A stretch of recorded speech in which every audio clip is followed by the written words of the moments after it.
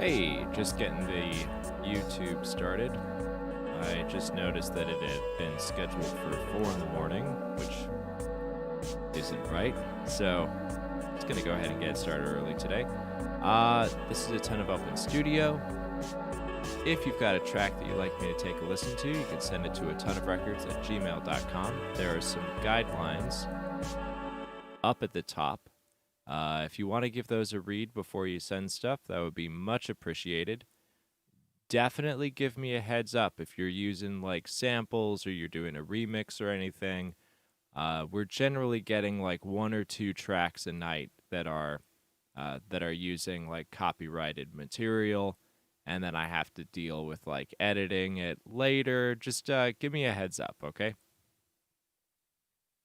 Now, as far as things that are on the horizon, first off, for the folks supporting the Patreon, I'm going to add a promotion page to my website where anyone who supports the stream can pick whatever they're working on or want highlighted, and I'm going to make a promo link. And feel free, you can update it at absolutely any time, and I'll rotate it out. So yeah, there's 5 of you. So send me an email with what you would like posted to that, and I'll put that page together. That's gonna be cool. There's going to be a Magoo interview coming up at the end of the month, so I will let people know the deal on that. And hey, thanks for the follow. I'm going through the beginning of the stream, like housekeeping stuff for the replay, but it's good to see you on stream. Let's see. So Magoo interview, and then just I'm starting these. This has literally not been an issue at all, but just going forward so that we have an established way of doing things. Keep chat positive and in the construction feedback realm when someone sends something in. This has been a really, really cool place for people to share stuff, and I would definitely want to keep it that way. People feel comfortable sending in like really, really rough demos and stuff, and so I want to like keep that protected to a degree. So that's like the rule of the stream. And I think that's everything. I think that's housekeeping stuff. So let's get into it. So I have like old eyes and the tiniest screen in this room, so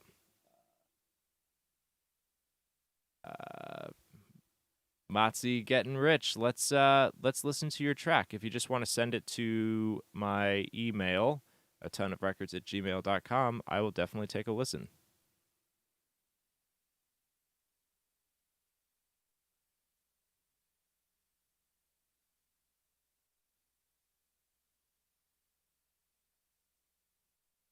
Cool. And Parker, I see that you sent a track as well.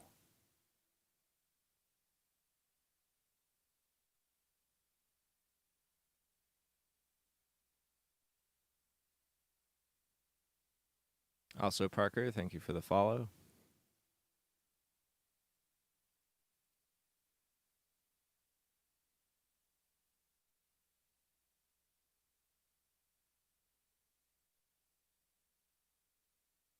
Parker, you in chat? Okay, great. Cool. So, Matzi, if you want to get your track together and send it to me, I will definitely take a listen. I'm going to go ahead and load up Parker's.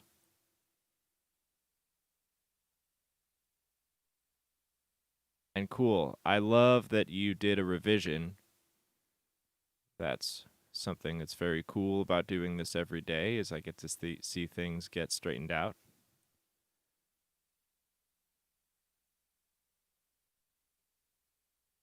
All right, I'm going to switch to track view.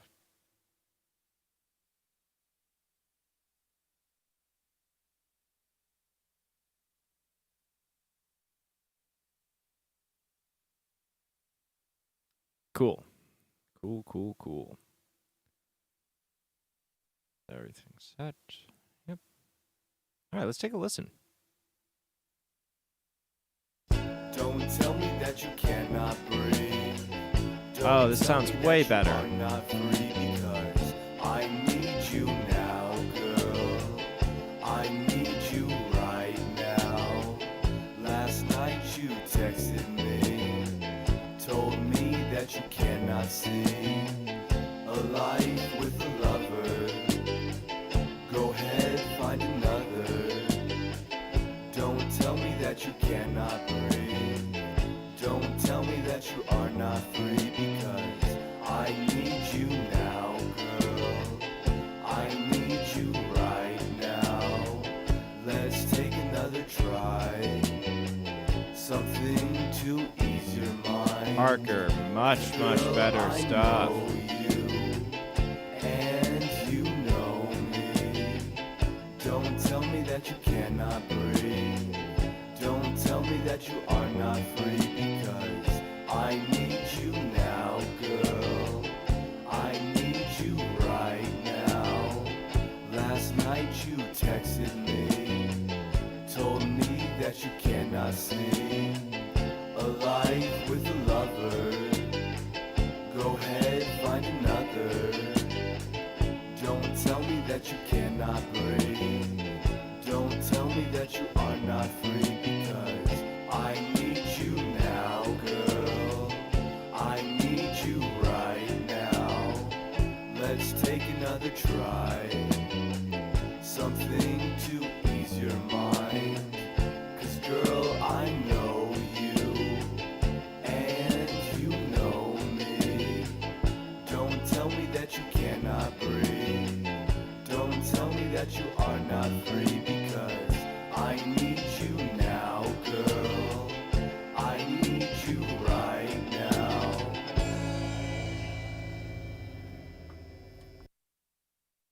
Parker, huge improvement. We've got much better definition between kick and bass.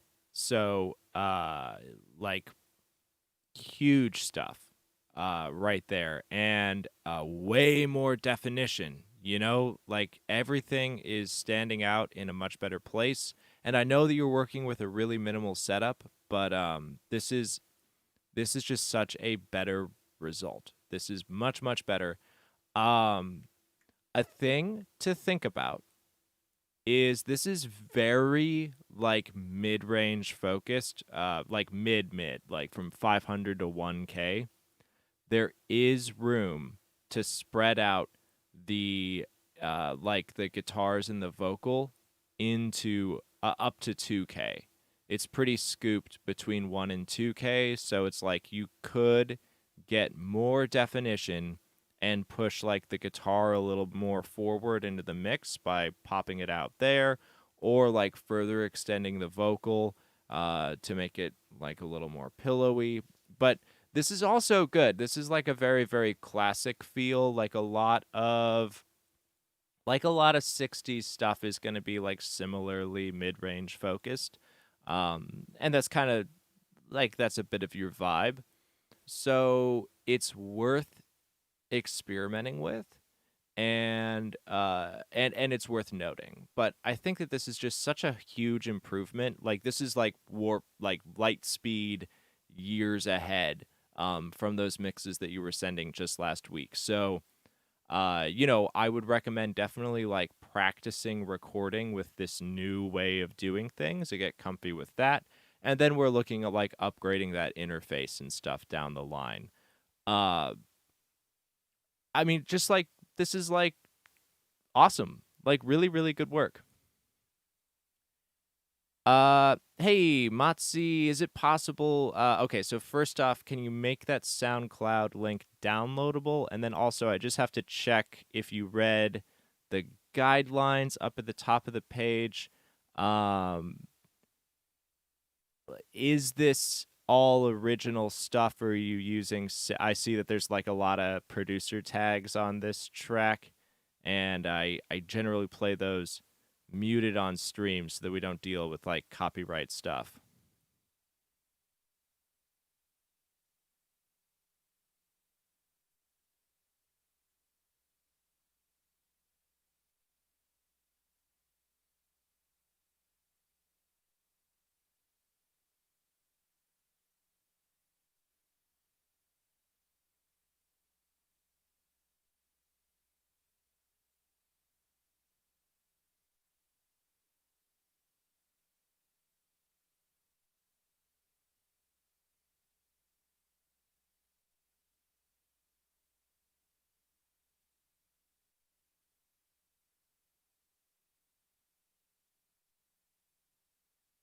cool.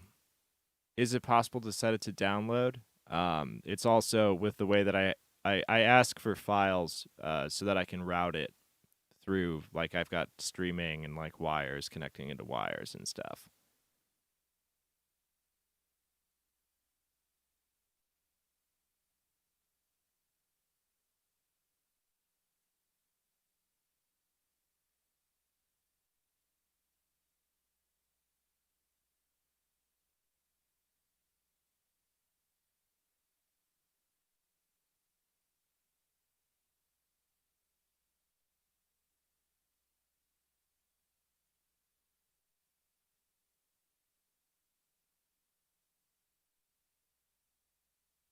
All right. And you can't set it to download on SoundCloud?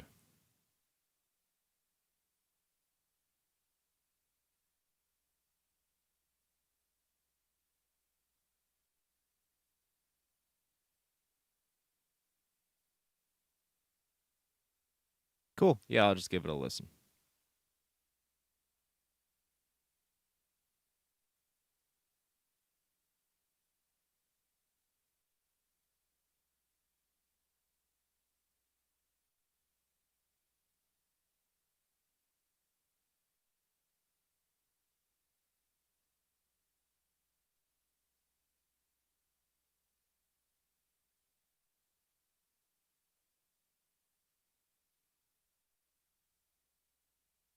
Oh yeah, I'm listening to it.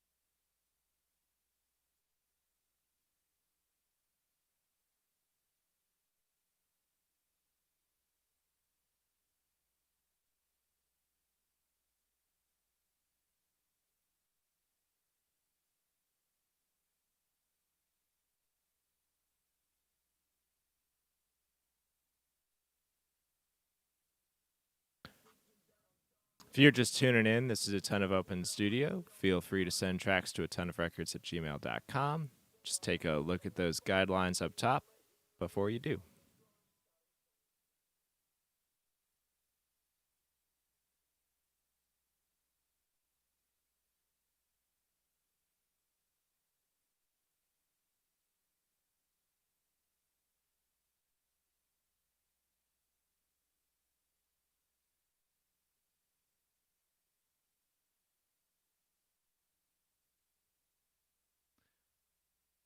All right. I just checked out that track. Are you still in chat?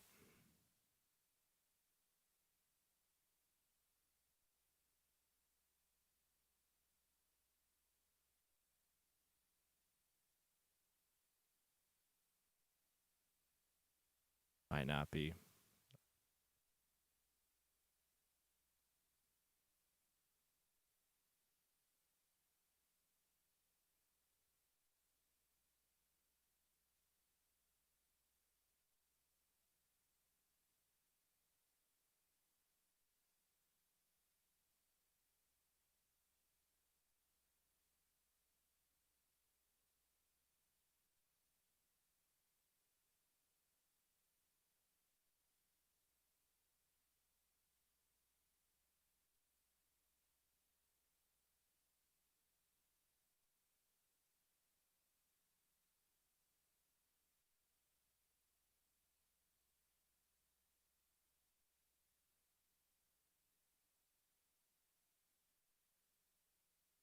All right. If you are just joining in, this is a ton of open studio here every night at 6 p.m. Eastern. If you just want to send stuff to a ton of records at gmail.com, and then just take a look at the little guidelines up at the top of the screen before you send something in, that would be awesome.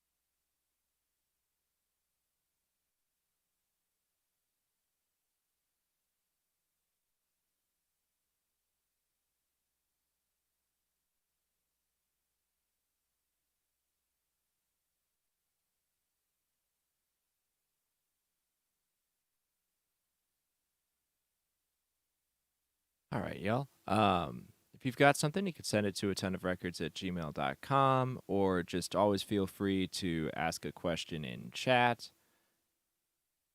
You know, how we do it.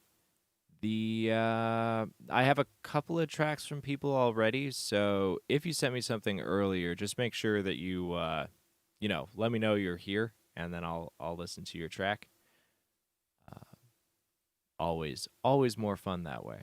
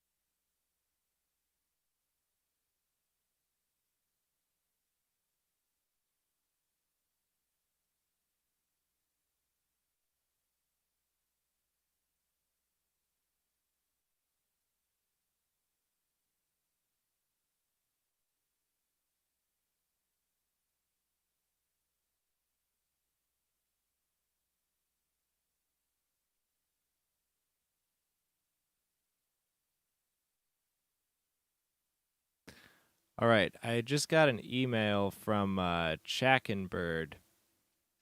Are you in chat somewhere? Oh, cool, cool. I see you, man. Let me take a look at this. Is there a way that you could set this to download on SoundCloud? It's a lot easier to check things out if I have the file. If not, I can listen and dial it in. And yeah, Guinness is cute as heck.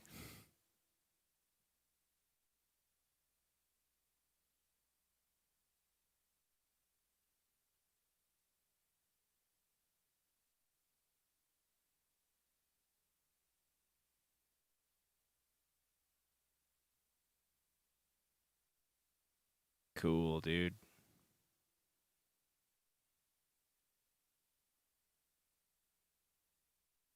Cool. I grabbed it. Thanks. Just makes everything a lot easier on my end.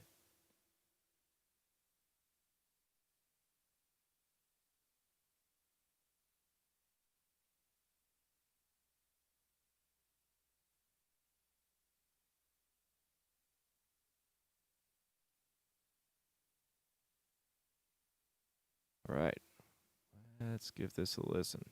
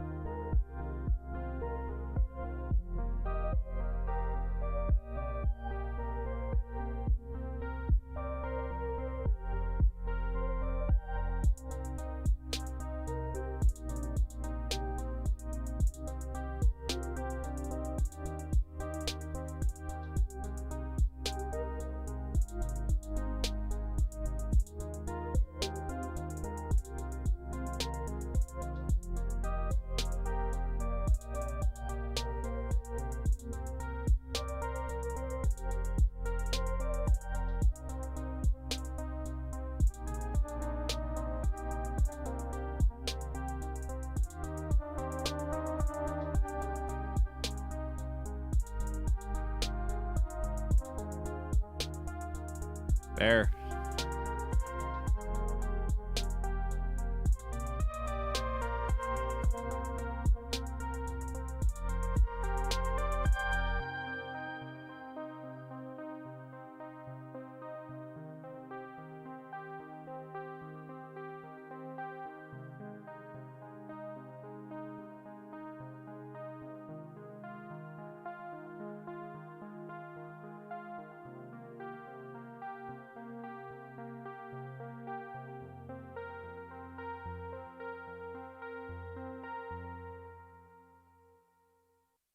Hey, cool stuff. Um, I'm a huge synth head, so this is gorgeous, and it does a lot of stuff for me. Um, what are you using what's your synth of choice on this track? So first off, that's just me being curious because I like synthesizers. Um, okay, so few things to dial in here. Another question: what stage of production on this track is this in? Are you still recording stuff on it? Are you mixing? And or is this the master, like et cetera, et cetera, et cetera. Where is this in your process? And cool, they sound like really nice and like nice, warm, and analog-y. So good job. Sounds great. Good sound design. Um, so I guess I just want to know where it is on the process. Okay, cool. So basically, this whole track suffers from like especially with synth stuff. It's like when I'm doing synth stuff, I have to keep this in mind. But this suffers from filteritis. Like you've got cool filters on your synths and you're using them too much, basically. Um, like before the drums come in, this track stops at like 500. I think maybe like 500, 600, 700. Like there's just nothing in the high end. Um, and it, I mean, it barely goes into the mids. Okay, so we would definitely want voices to at least have something going on up to 2K so that they can occupy some like loudness range. Uh, so you just got to open up that filter a little bit, or add in a new sound that has some top end. So what this is also causing is like you don't like that snare. And like first off in a production like this, I wouldn't really be going for a piccolo snare. I would be going for something a little bit boofier, like a 909. Something with some body. Something with something around the 200 to 300 region. Right now that snare is just all like 4K. Um but that said, if your synths were going up to meet the snare, that snare is going to feel a little bit less unstuck in the mix, which is basically what's happening is like once those drums hit, because there's nothing above 500, it's like they're just like way out in the mix and they're not balanced with anything at all. And then that said, like I understand like opening up the filter, but it's like basically like we go the first half of the song, there's nothing happening in the upper mids, and then everything gets filled out in the upper mids is just drums. So we would want to accomplish that filter sweep like faster, and do it with the melody instruments because they're just gonna get lost and buried behind percussion once it drops in. So I mean that's like the big picture thing with this track. Uh, then like there is a lot happening below 20 hertz. That's more synth stuff, like it's just eating up space and headroom in your entire mix, and it's like literally sub audible and it does nothing for you. So just high pass your synths like at 20, 19, something like that. It's just that there's just a whole lot of garbage down there and we don't need it. Kick and bass. So your so your low end, like below 100, is actually very, very contained. Like we've got like a nice presence and a nice bump at like 50. And that's cool. Like, and it's not blown out. Like at this point, I wouldn't push it any further than it already is. As far as like low end, like that 40, 50, 60 region. But where we have an issue is your bass and kick are living at exactly the same patch of frequency terrain, okay? Your bass is really, really focused from 40 to 60. Your kick is focused from 40 to 60. And then, in addition, we have kind of nothing from 60 to 150.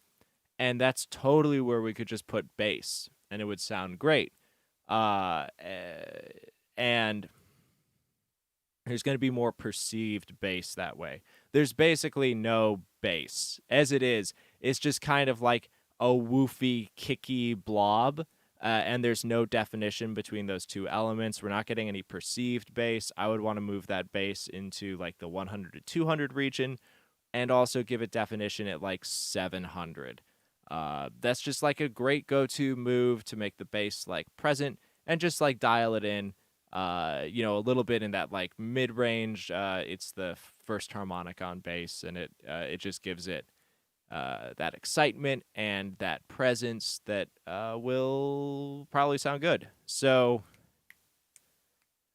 that's basically it. So that's kind of a lot, and it's also not too much. It's just like you got to open up this thing, let in that air. If you wanted to change a snare, which I mean, I don't think this is a great snare for what you're going for. I would go for something like a little more like 80s ish with just like a big old like boof to it, and that's probably centered like on the top end, not that piccolo like 4K thing. Something in that like 2K, 1.5K region is probably going to feel better.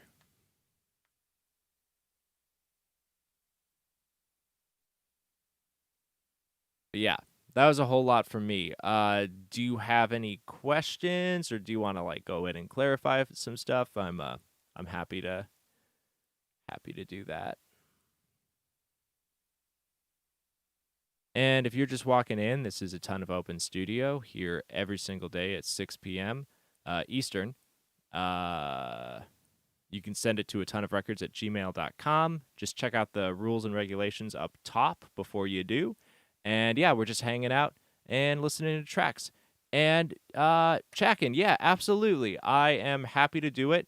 And yeah, this is like it's I know that there's like mixed feedback stuff that exists, but I really do like to do like actual technical stuff from like an actual mixing engineering perspective. So I appreciate the appreciation, and come back absolutely anytime.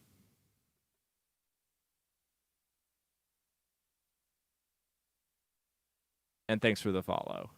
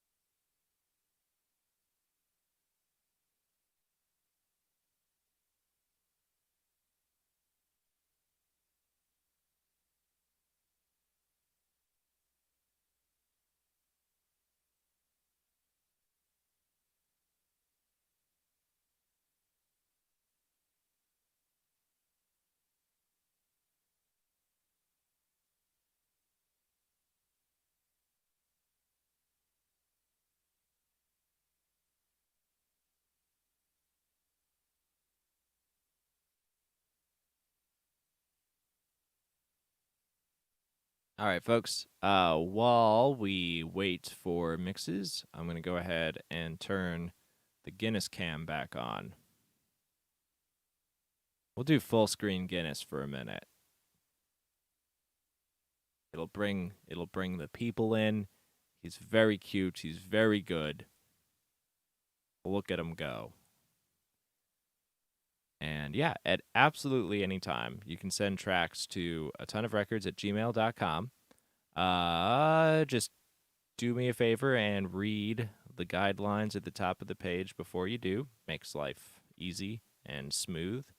And you can always feel free to ask questions in chat, say what's up, so on and so forth. And I know that a few people have sent me tracks. I think I got like 2 tracks earlier in the day, and people were maybe gonna make it to the stream. So definitely let me know if you show up, and I'll like do your track while you're here. And if not, I'll clip it and send you the clip.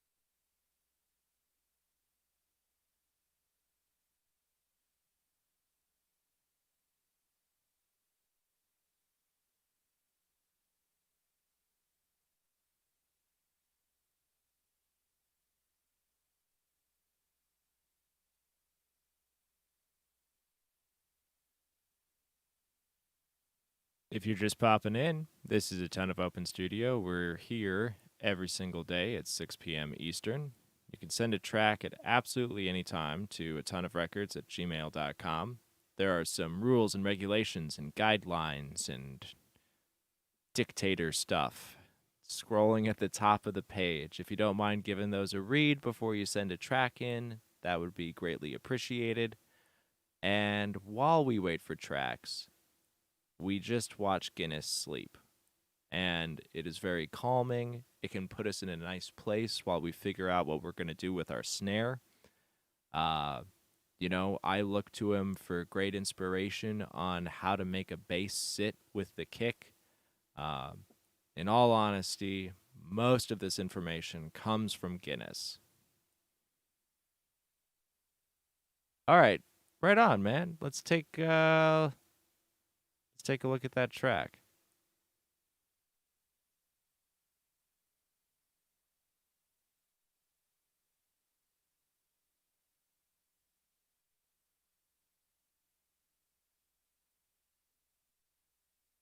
All right. Bare bones vibe. That's awesome.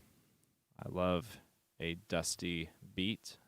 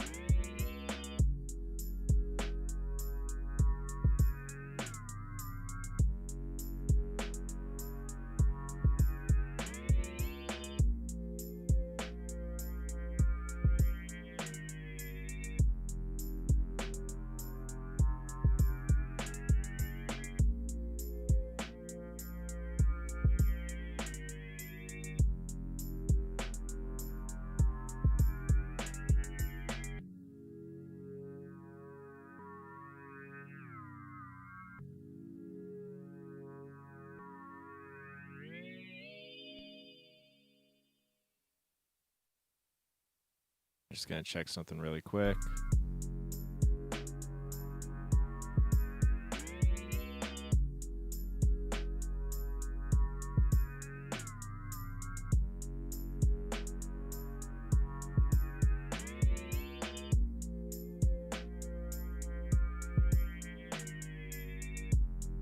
All right.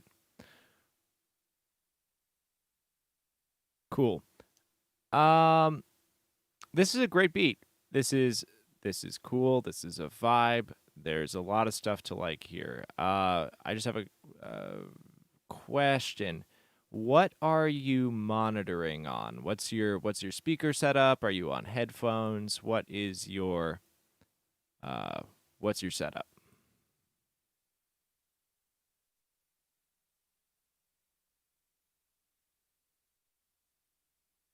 Right on.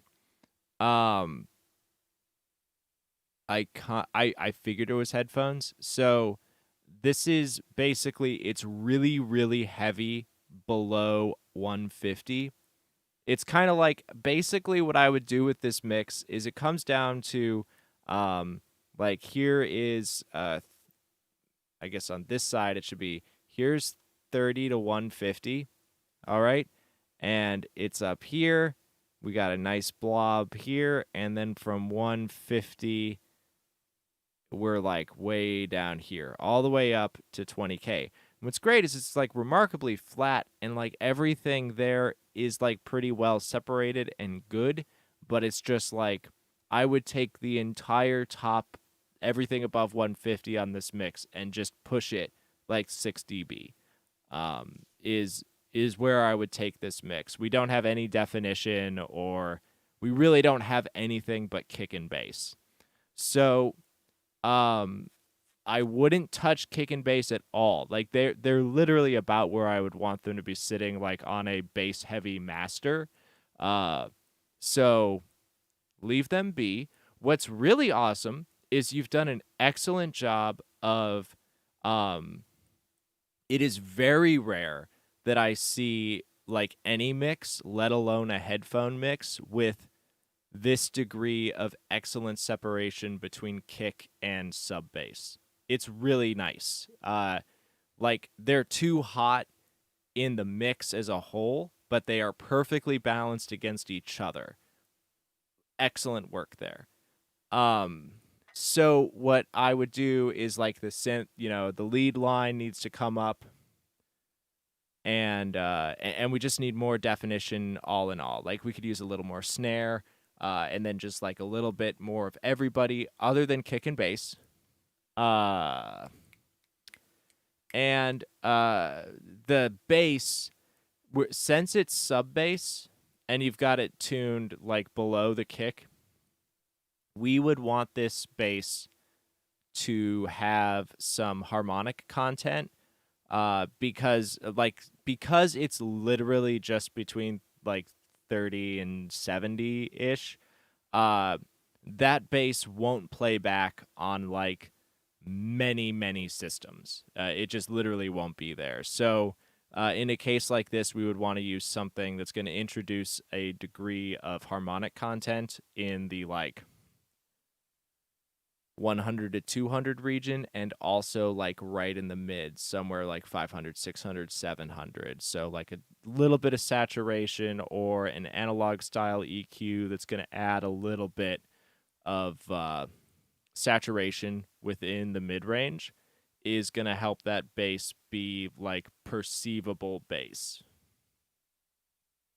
So I would add that to whatever you've got going on with your low end. Like, let's give it some meat in the middle, and then everybody's got to get detail added in, like above 150. And it could be as simple as just like kind of like turning everything up a little bit. You've got it's also really awesome that you're mixing with like a good amount of headroom. Great discipline, great instincts. That's really good. So like amazing job separating your kick and bass. Really good job giving yourself headroom on this mix. Lots of cool stuff here. So, also a thing to look out for.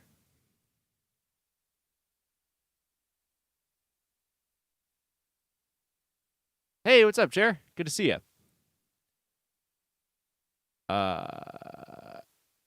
Yeah. So the bass does not need to be louder. The bass is loud. Like within, if you turned just the bass up, then you would blow up your low end, and then we're in trouble. Like we're literally like everything below 150, we're at like one notch more, and we're in danger zone. So what you got to do is throw on a plug that's gonna give the bass definition specifically. It could use a little bit between 100 to 200, but you've also got a pretty high-tuned kick, so tread carefully in this region. We might mask the kick, but where we definitely need some bass is 500, 600, 700, somewhere around there. An SSL EQ will do it, a Neve, an API. API wouldn't be my go-to, but if it's what you got, I would use it. But the Pultec would be my number one choice. If you don't have any sort of analog style EQ, just do a parametric and use a nice wide bell, like kind of in that 500, 600, 700 region. So like, yeah, that's going to make the bass seem louder without actually making the bass louder. So, great work on the track. I really like what you did. The other thing to look out for is you've got this like hollow whistle synth. Comes in like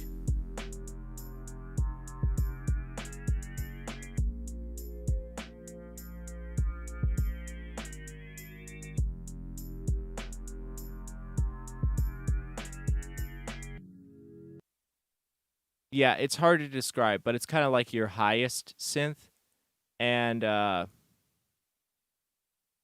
it's pushed out too wide in the stereo image. You would want to tighten that up. Like maybe you've got a widener on it or something. It's too far out. It's it completely I mean, okay, this is like debatable and like controversial because some stuff in the modern world, it does just flat out collapse and it disappears in mono. Like that is a thing that is in vogue right now, but you need to be aware that that sound doesn't exist in mono. Just be warned. That's it. That's your whole track. I think it's awesome. Like it's really cool stuff. And if you are just popping in, this is a ton of Open Studio. You can send stuff to atonuvrecords@gmail.com at absolutely any time. Just take a look at the rules, regulations, guidelines, etc. at the top of the screen before you do. And yeah, that's it. I'm happy to have you here. Feel free to ask a question in chat. Say, hey, absolutely anything like that. That's what we're going to do. And yeah, let's take a listen to another one of your tracks. Definitely down to hear something a little more busy.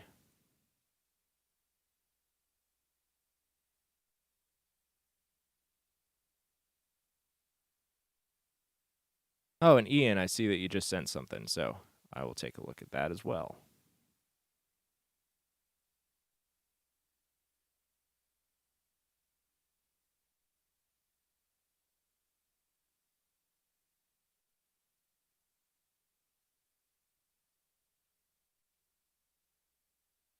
Ah, thanks. Yeah, I'm very happy to do it.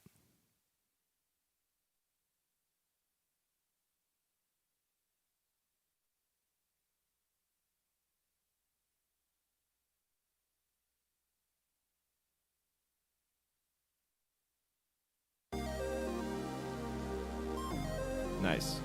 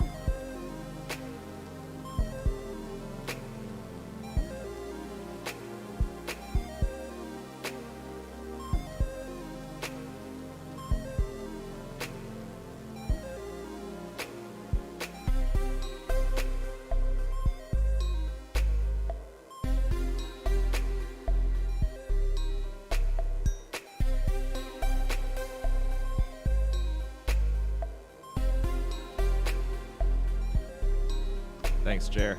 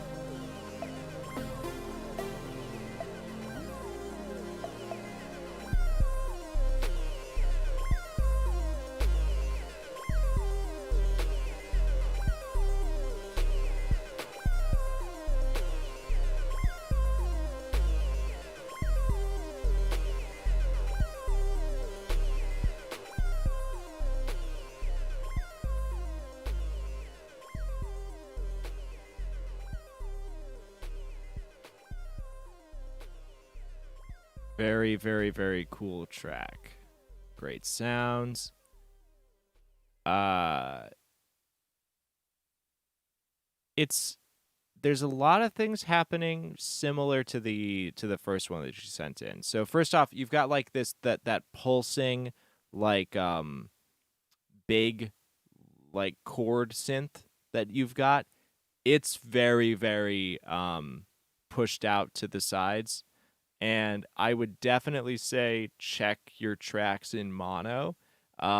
We've got this one is like really aggressively canceling in mono. So be aware that that's going to cause you like translation issues on systems throughout stuff. So I would pull in your stereo imaging like a fair degree in general. But also, I mean, that's coming from you're mixing on headphones, so it's hard to get a sense of where it's going to be in space. So pretty normal, but uh, so when you're doing headphone mixing, you need to be really, really, really careful that you're not pushing stereo stuff like too far out to the side. So there's that, and then basically it's like from 30 to 60, huge, huge, huge.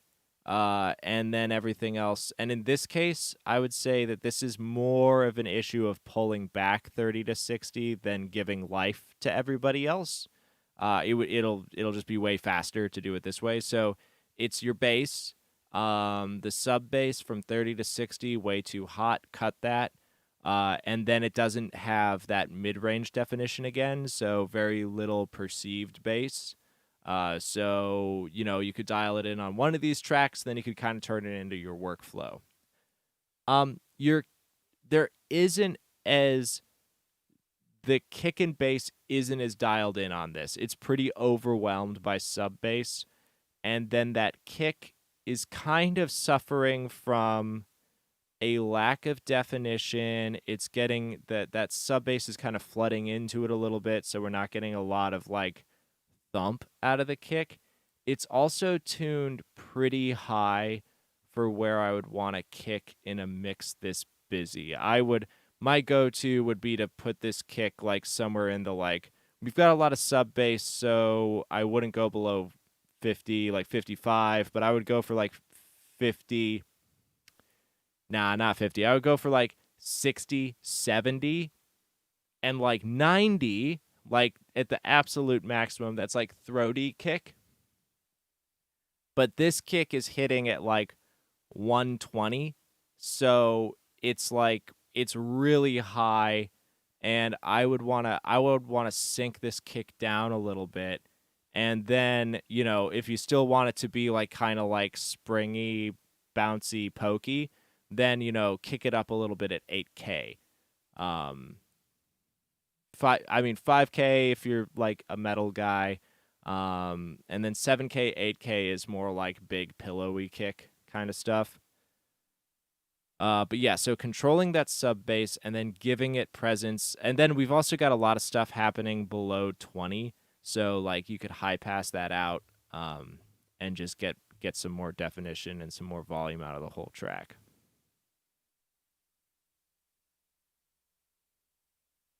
That's basically it. It's a really, really sweet track. Really, really, really, really, really awesome instrumentation. I love the melodies. I love all of the composition.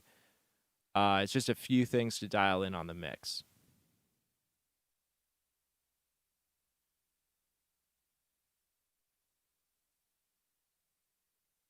Yeah, I mean, basically you should get some speakers. But I mean, you can also, it's like you're getting remarkable mixes for headphone mixes. This is literally one of the best headphone mixes I've ever seen. Like, usually we have like a couple more issues to deal with the headphones, so you're doing an awesome job. But it is like I will say that you are definitely. It's like when I can see a mix that's like really good, but there are just a few things that it's clear that someone is kind of mixing around as an obstacle.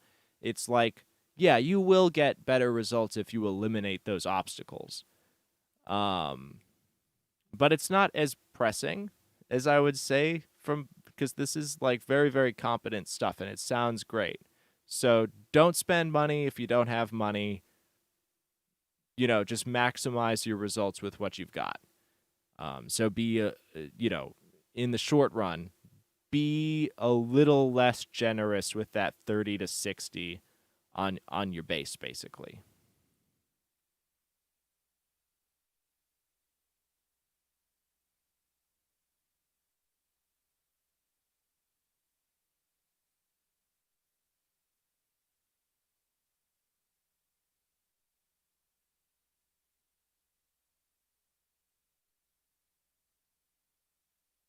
Cool. And Ian, are you in chat?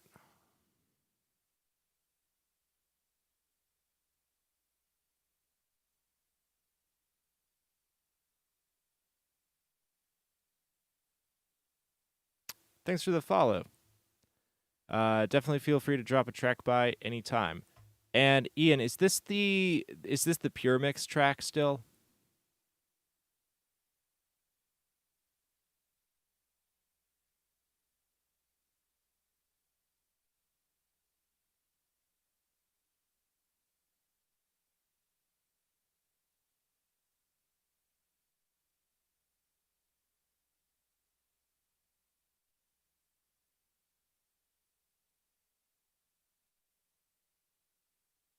No, okay, great. Let's take a listen then.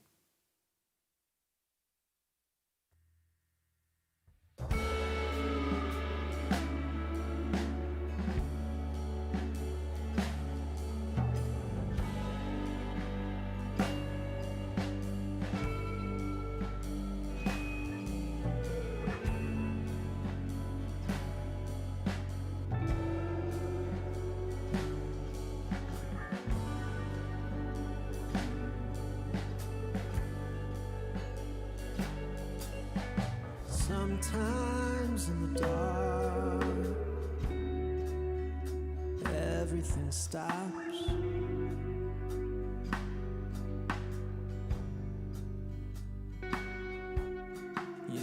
I know it's way too much to ask, but I can't go on if you don't love me back.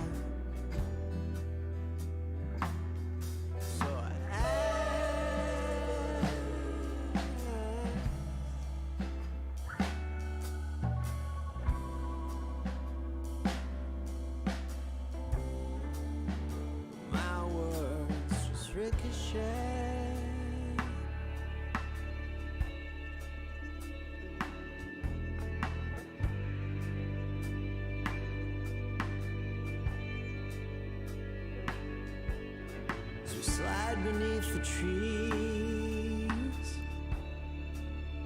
the whole world spins right by.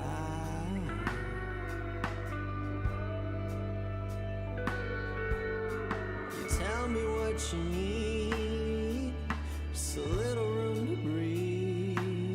It hurts my pride, and you cry.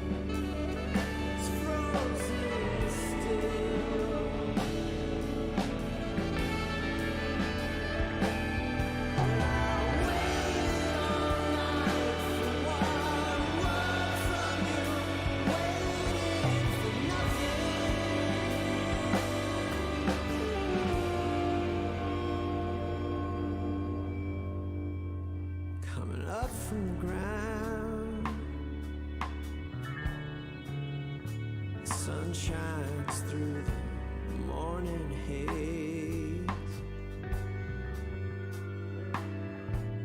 It's not that we're at all the same, it's just that it's a single shadow we make just before we wake.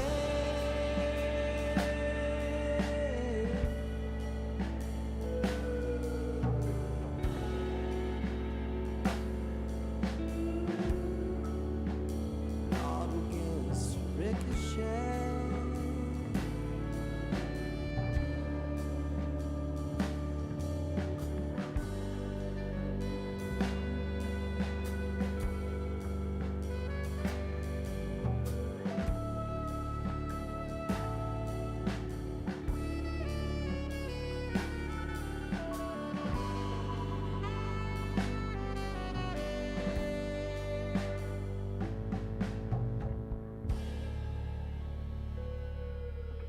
Cool.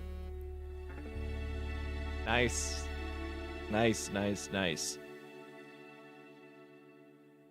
I mean, I love this track, and I definitely remember it because I love it.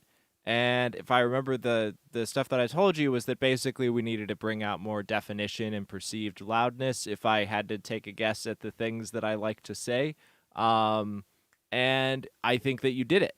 Like, this is just really, really nice. Everything is very defined.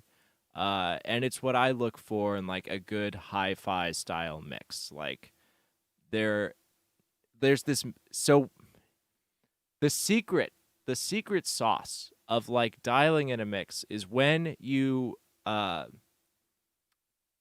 once you start to pay attention to like the upper mid range and that concept of like perceived loudness and definition and presence and all that, and you start to mix really carefully with those elements and you do like your panning and stuff after that, then we start to get into this realm where we have like very quiet sounds that are like lower in the mix, but they're still well defined, which then bring your ear deeper and deeper into the mix. So then you experience the sound stage in a more three-dimensional way, and it's so amazing when when it gets locked in, which is where we're at on this mix. Like I have stuff to focus on deep in the mix on both corners. It sounds really, really nice.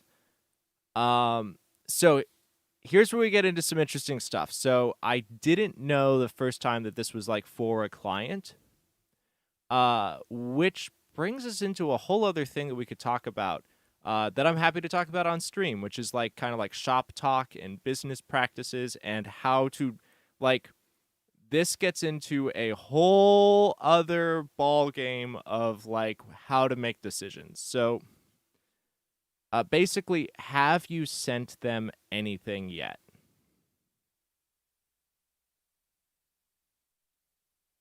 Dang. You should be getting paid. We'll talk. I mean, I'd be happy to talk about it on stream, but also if you want to talk about it on email, you, like, you should be getting paid for this, dude. This is a really, really good mix. And I'm like a workers advocate on like for like audio. Okay, you should be getting a nice amount of dollar for this. This rules. And also, this should make you not anonymous. This is a very good mix. Okay, so you've got a revision for November, so you gotta like you have to so. Okay, there's my feedback, and that's like, I am the audio, and I love pure audio, and I'm like, I'm going to make decisions off of like, I want this to be excellent, pure audio. I am a purist nerd, okay? But the most important thing is client feedback, more so than like me or any other nerd on the internet. We don't really matter. What matters are clients, the people that put what should be money in your bank account. And that'll get you a better reputation and a more stable, reliable client base than just doing a really, really good mix. Now, this is a really, really good mix, but that is like the business move to make. You got to like dial in this client relationship and accommodate their feedback. So I'm kind of like there are a couple of things that I would change in this mix, but more important than what I would change is what they do as revisions. And what you got to do is you got to establish a communication relationship with these people or any client or future client where basically you're going to send this mix, and what you want to get are bullet point revisions. Like, just establish that from the get-go. Like, I'm happy to make revisions. I'm happy to, like, accommodate them. But what I need as an engineer are, like, give me them with timestamps, bullet points, and all of that. And I'll address them one by one. This forces the client to think more critically and not just send something like snare bad or whatever, because vague feedback is absolutely where we're going to just start like chasing revisions and chasing our tail. We want them to be thinking as critically as we are, and we can't just say think critically because we'll sound like bad people. So it's like, just I would, like timestamps and like bullet point it. They're going to start thinking bullet pointy, and then you're going to dial in this whole thing faster, and everyone will be happy. You're not going to pull your hair out trying to meet a nebulous demand, and they're going to feel like you are accommodating them and treating them well. So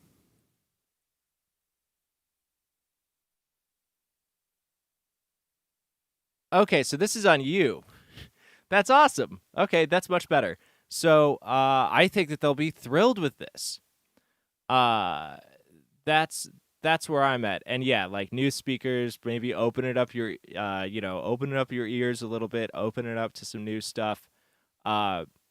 This is a much better mix. Okay, so now that we've kind of got like this thing established, the thing that I would take a look at there, I would bring out the beef on the kick like a dB and a half.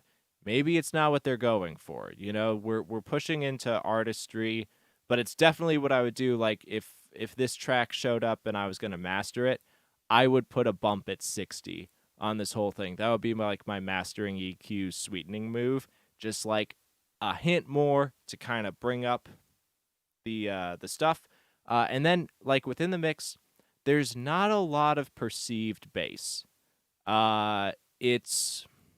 It's just not really in that like mid-range region, and I'm just not getting a lot of bass. I would want a little more bass on this is where I would be.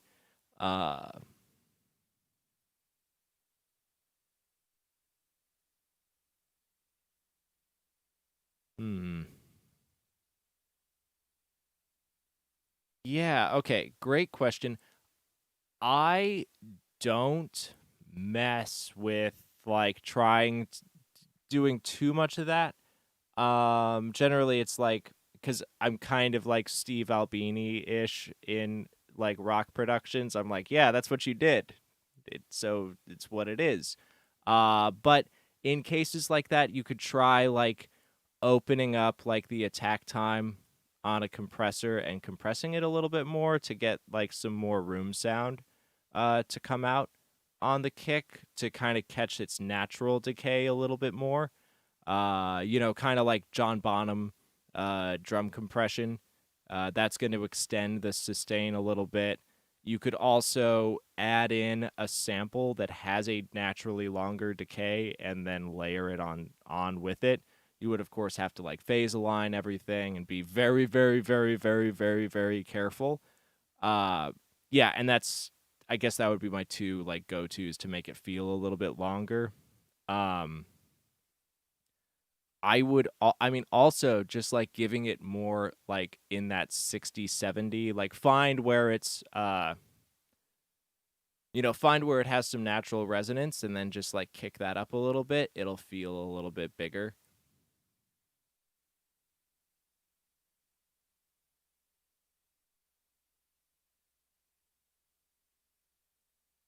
And yeah, I mean, that's basically, so like, dial it in, let like the most important at this stage in the game, the thing that dictates what you're going to do is client feedback and handling that in the revision process and dialing it in. You could probably get more perceived bass and a little more love on the like 60 70 region on the kick. I think this is excellent work. It's like legitimately excellent work. This is a really, really, really good mix.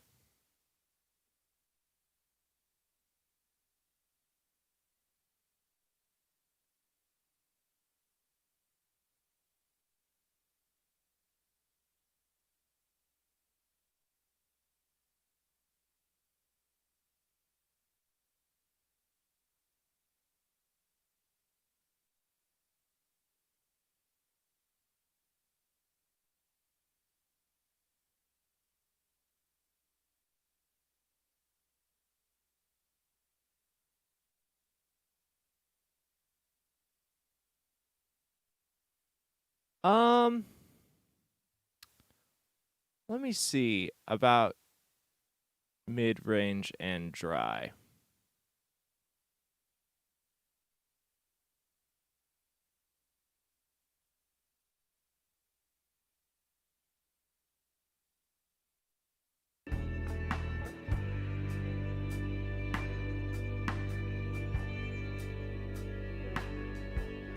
As we slide beneath the trees, the whole world spins. Okay, so as far as mid rangey, uh, addressing the bass and the kick is gonna kind of like smiley face it a little bit naturally. So like that right there is gonna take away from some of the mid ranginess. That's I guess kind of what I was feeling. Though I wouldn't call this mid rangey.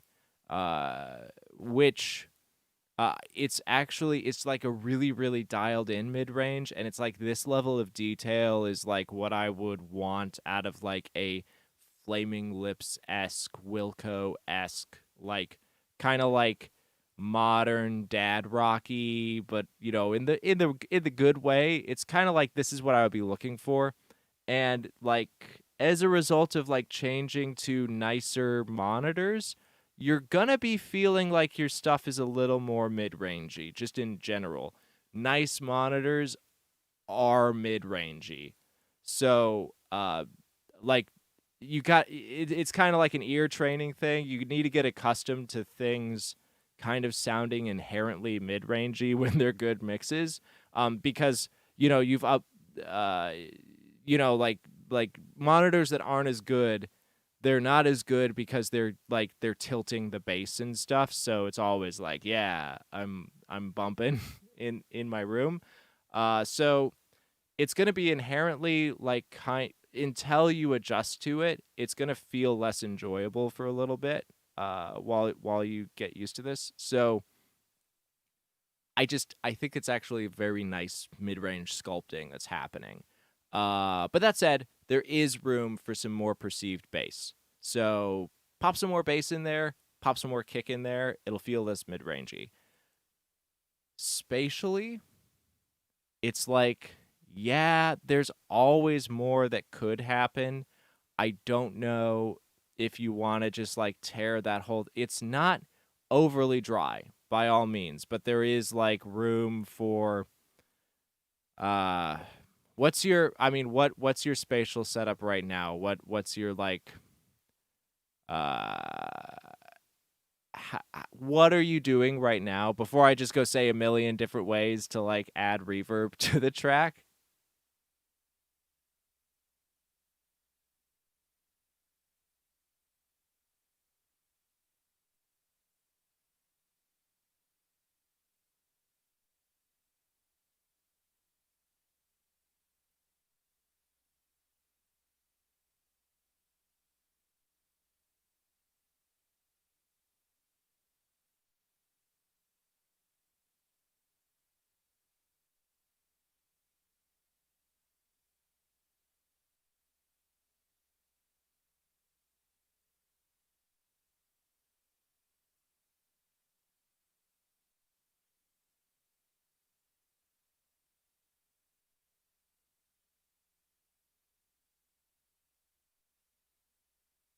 All right, cool. So, um, do you have the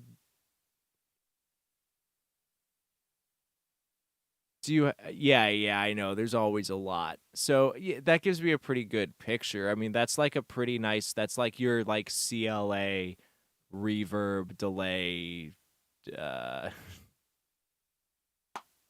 all right, cool. I'll check out your Reaper diagram. Um yeah, I mean that's pretty standard. Do you have the reverbs do you have the delays feeding the reverbs or are they separately processed?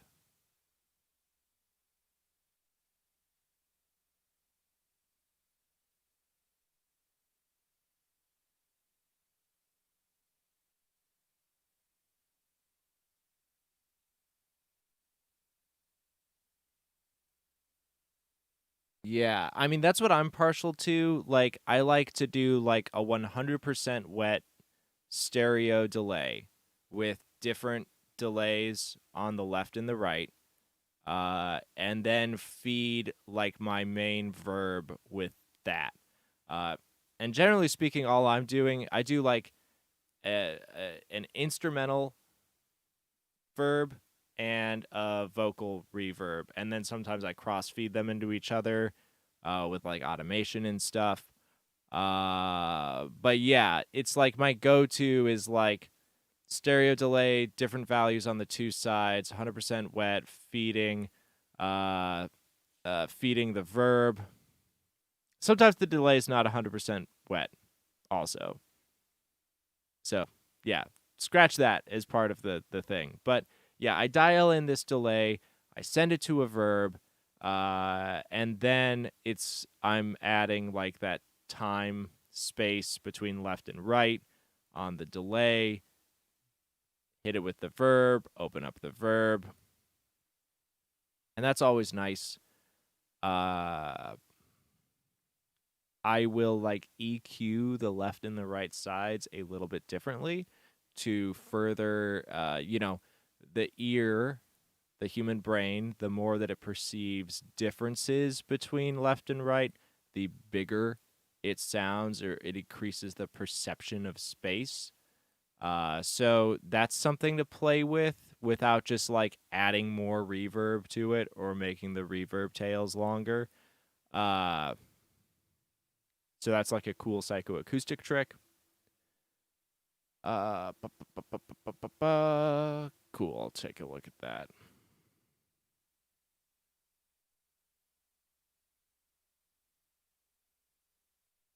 Dang.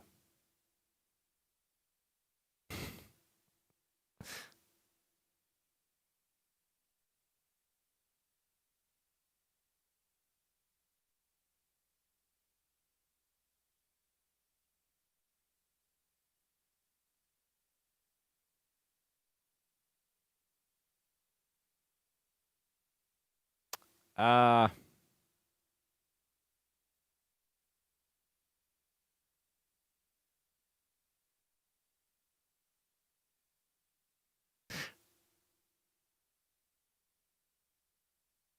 cool. This graph means almost nothing to me. In all honesty, uh, I I I don't know. So what it comes down to is basically I like to summarize what I just said. It's like stereo delay pushes separation between left and right. That feeds a stereo reverb. Further pushes that left and right, and by having the slight time difference, I'm avoiding a lot of phasing. So I can push stuff pretty wide and it still collapses down pretty nicely. Then I will do a two different. I'll put an EQ on the left side of a verb and a different EQ on the right side, and then cut them differently. The human ear will perceive those differences. Uh, the ear picks.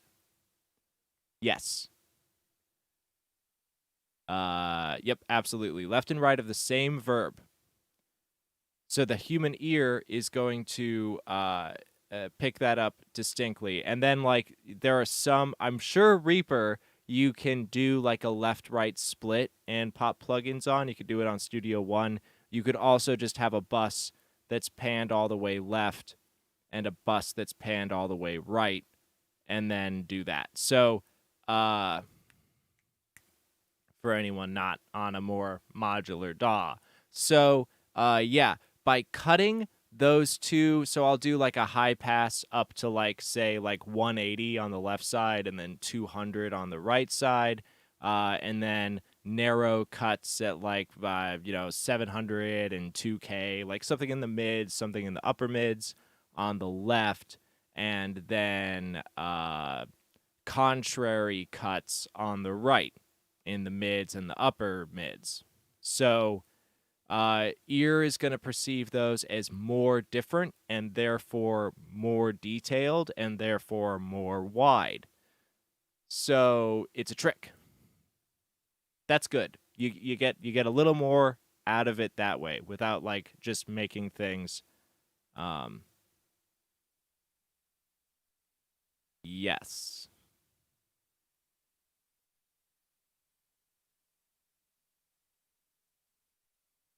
It's on Studio One, it just collapses back into the stereo. And then sometimes I just do like on sessions I'll have like a left verb bus and a right verb bus, and then like a general instrumental delay reverb, and then a general vocal delay reverb, and then on my sends I'll like send hard panned right information to my left verb and hard panned left information to my right verb, therefore pushing things out, blah blah blah. Radiohead, Nigel Godrich trick. And I'll sometimes use that in conjunction with the general stereo verb reverb track. It kind of depends on the track, and it depends on like how psychedelic they want it, you know?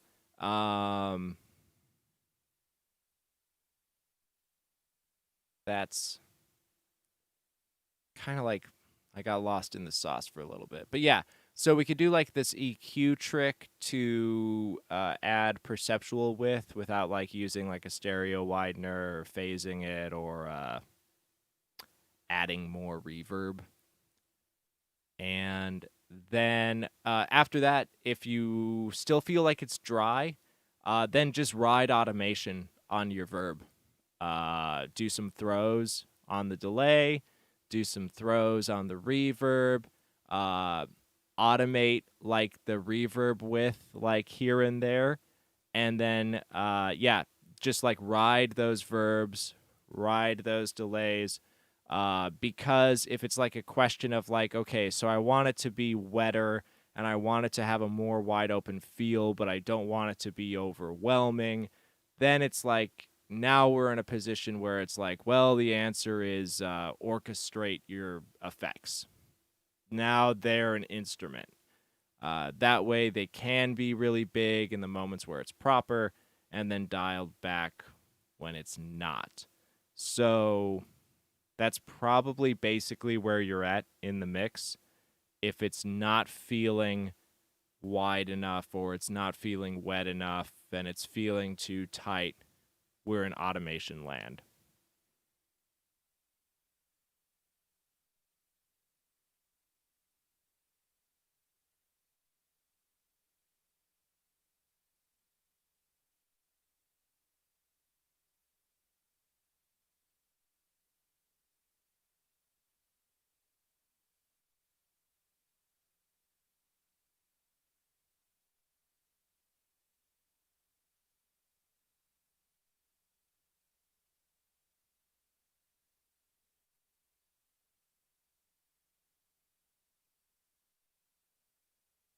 Cool. Yeah, this track rules. Thanks for sending it in.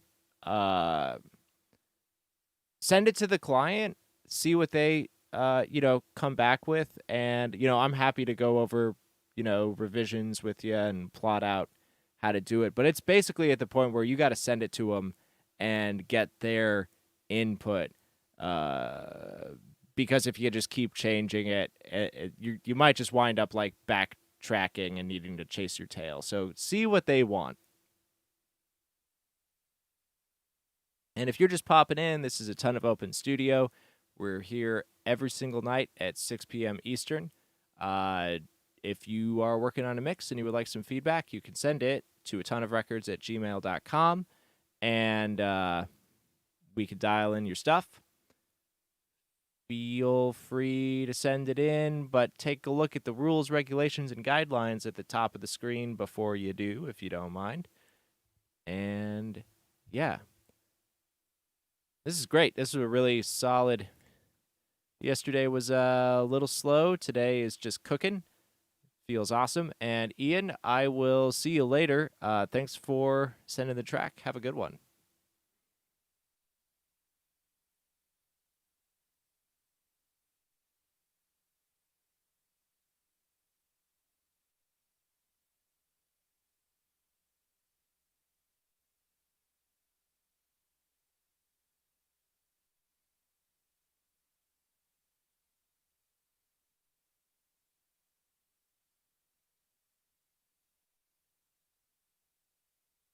Hey, what's up, Cassette?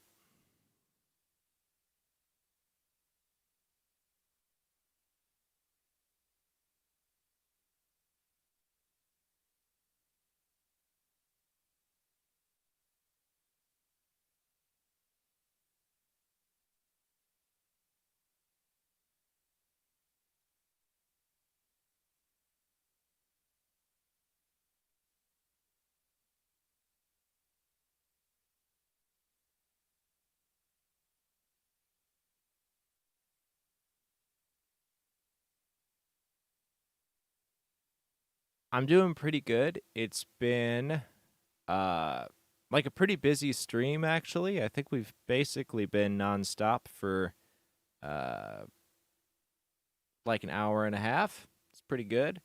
Uh so chilling, having a nice time. We got like a cute dog to look at. So no complaints over here.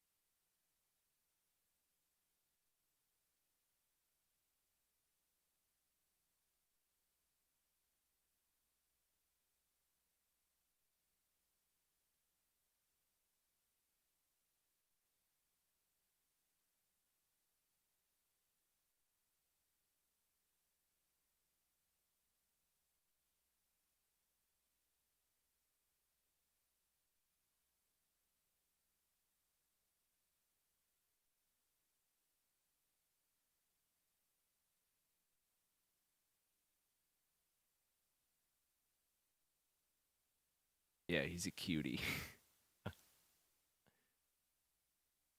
Working on anything lately?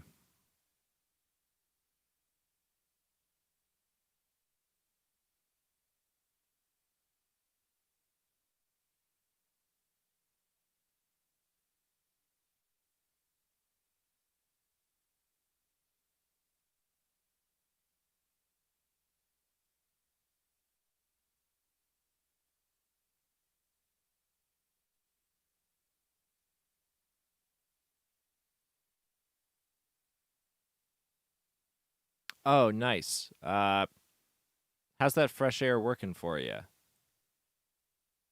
Nice.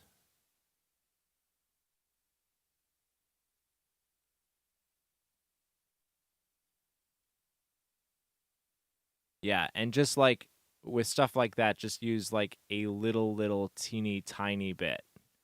Uh it's really easy to like hype things too much cuz it's like exciting at first. So you got to like put it where you like feel like it sounds good and then just pull it back a notch.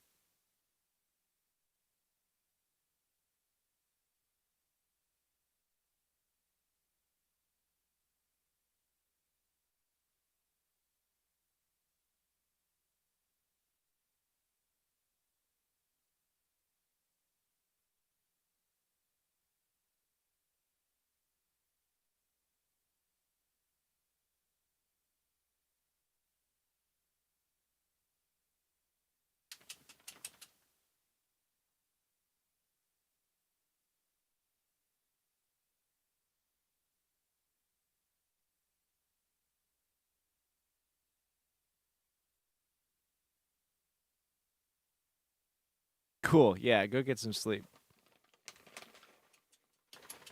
And feel free to send in that track whenever you, dial in some stuff on it.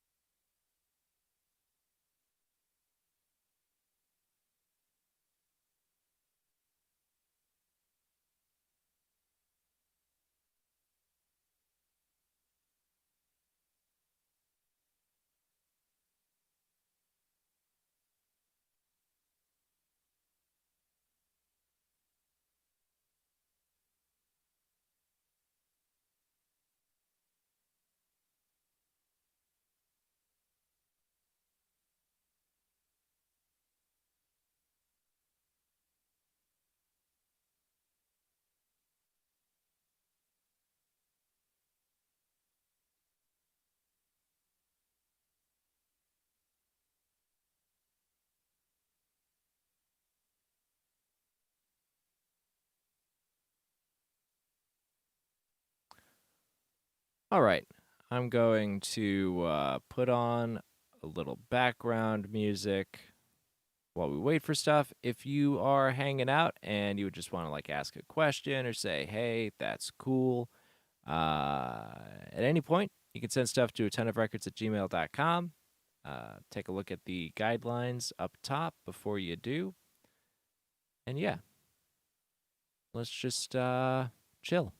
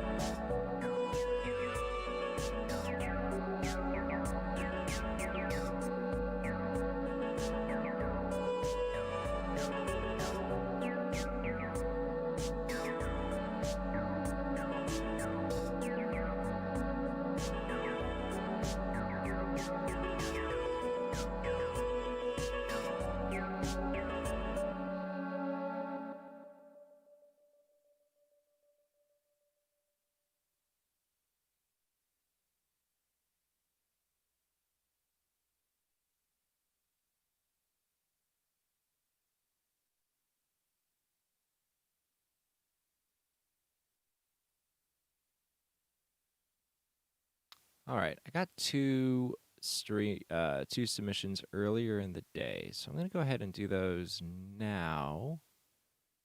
I'll clip them for folks.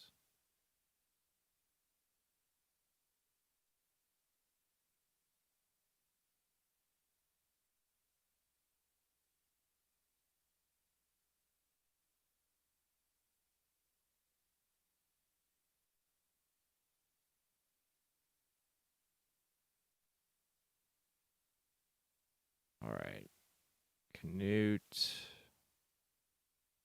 did a revision.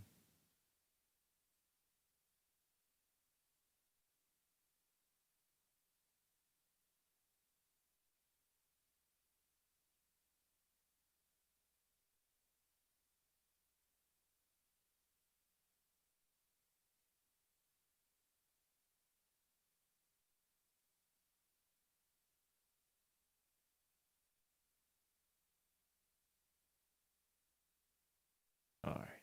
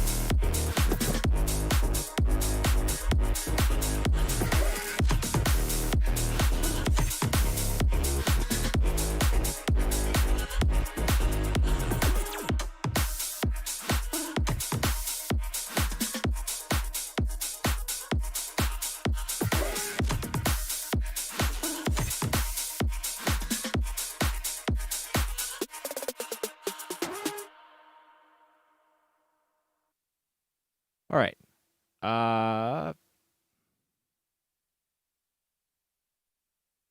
Canute, I just listened to your track and then remembered that I was going to clip it for you. So the track has played. I listened to it. I'm sorry it's not in the clip. So here's what's up. So to kind of like go through your email, thank you for the detailed email. Okay.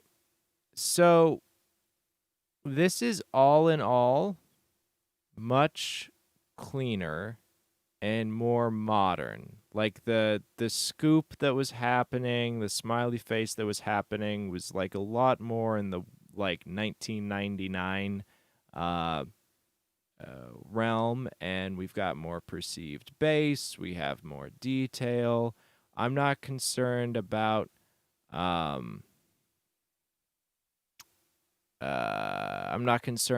like the bass and those plucks clashing.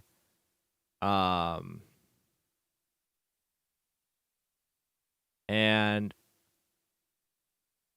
here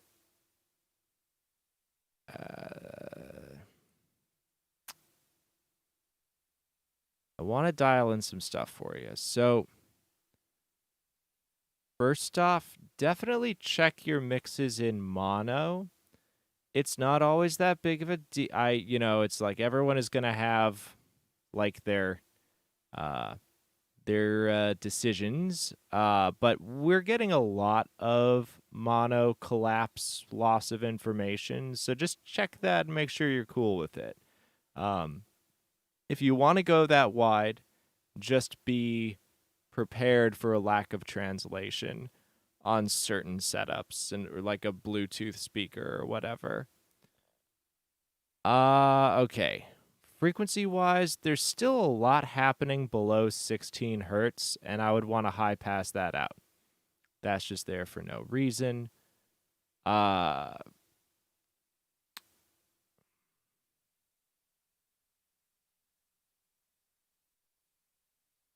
It's a lot more reasonable.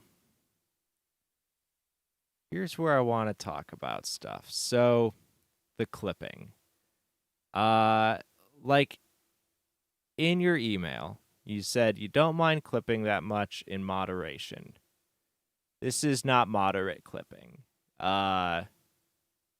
We are getting so basically just to dial this in, okay? You're clipping true peak at 4 dB about at the highest point, 3.5, okay? This is just clipping, and we're not actually getting loudness out of this in like a lot of situations. So there's a lot to unpack here.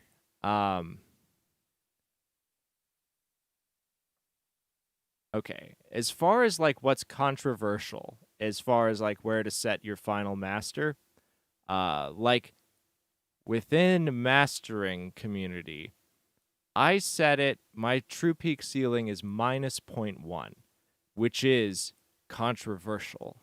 In some, like that right there is controversial. There is like minus 0.1 versus minus 1 is kind of where some stuff is. This is for true peak. Now, the reason that minus 0.1 is seen as not like perfect across all mediums is that when downsampling to like MP3, it'll introduce true peaks above 0, like up to like 1 above. Okay? So in this case, your downsampling is going to introduce true peaks into like 4.5, 5 dB over. So there's that. And then on streaming platforms, minus 0.1 will be turned down to minus 1. So you're going to lose 0.8 dB. Okay? And my counter to that is that like if you dial in everything and like you've got like perceived loudness and your dynamic range is under control, losing that 0.8 of nominal headroom isn't that big of a deal. I would rather have the full dynamic range available to me and then have something that sounds great at 24-bit high quality for people that like buy your music. That would be where I'm at. Okay? So clipping 4-ish dB over 0 on your master is just giving you false loudness. You're just not dialing in your limiter to actually, because here's what's going to happen, okay? Like on streaming, if you uploaded it this somewhere, like here's your track. It's going to get turned down.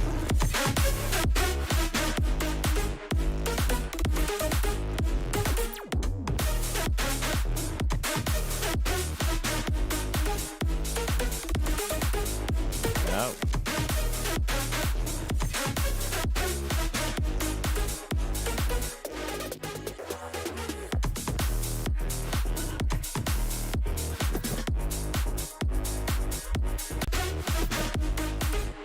Nope.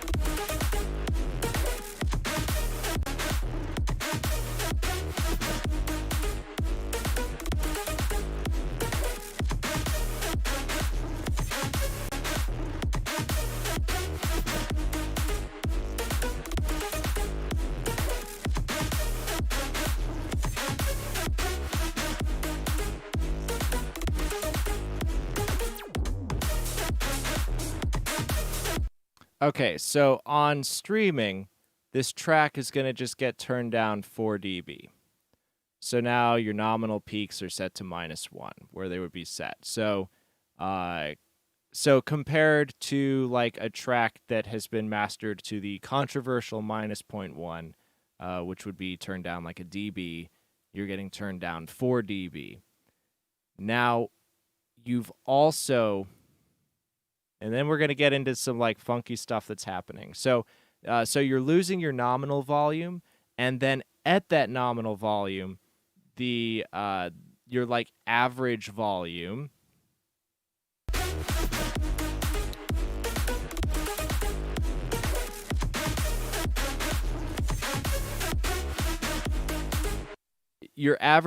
at these big drops is now like -11 RMS.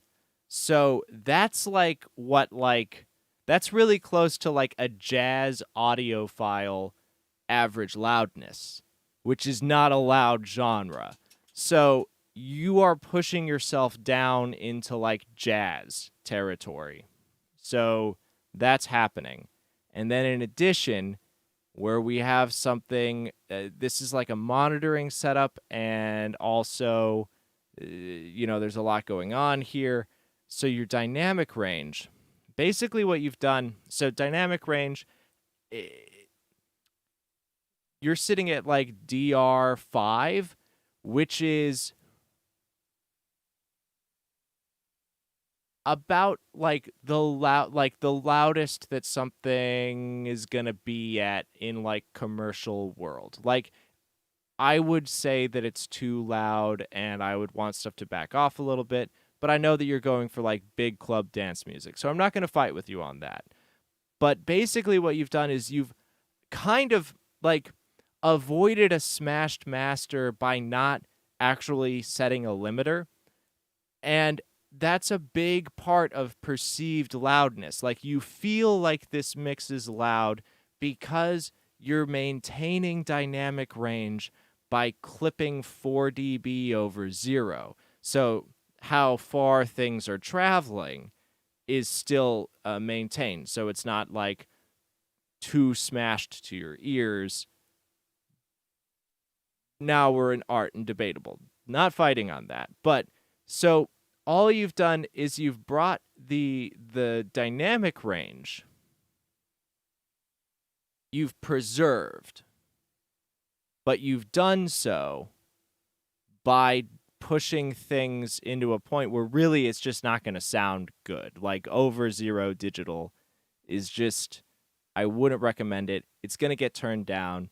And also it's just like kind of like just bad information at this point. Like I would go for like use like a clipper or like a distortion plugin at this point, if this is the sound that you want on your percussion, do it that way. Don't do it by pushing over 0.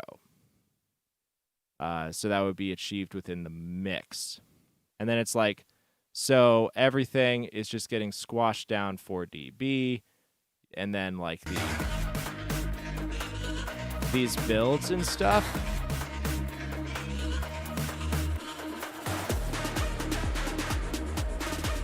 Now that's like at like classical, like average loudness.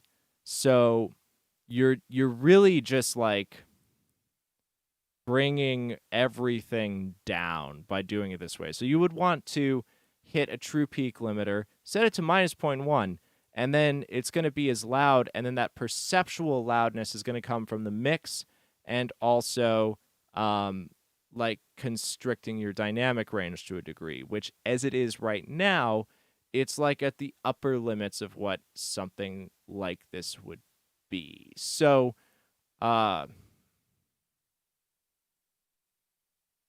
this track sounds good, and I think you did a great job.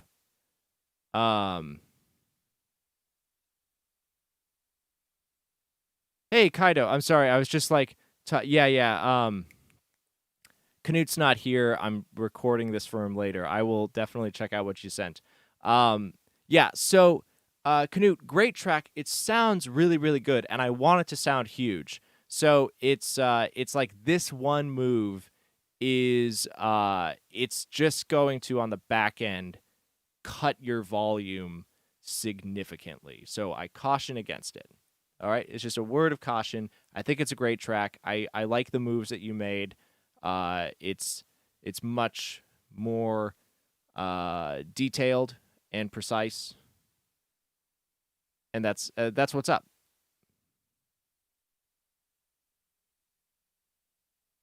All right, Kaido, let me download this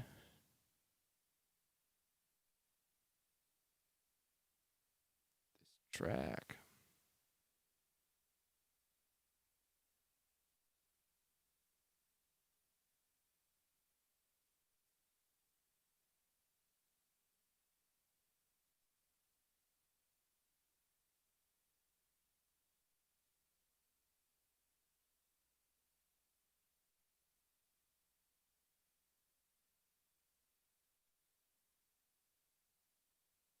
All right, let's give this a listen.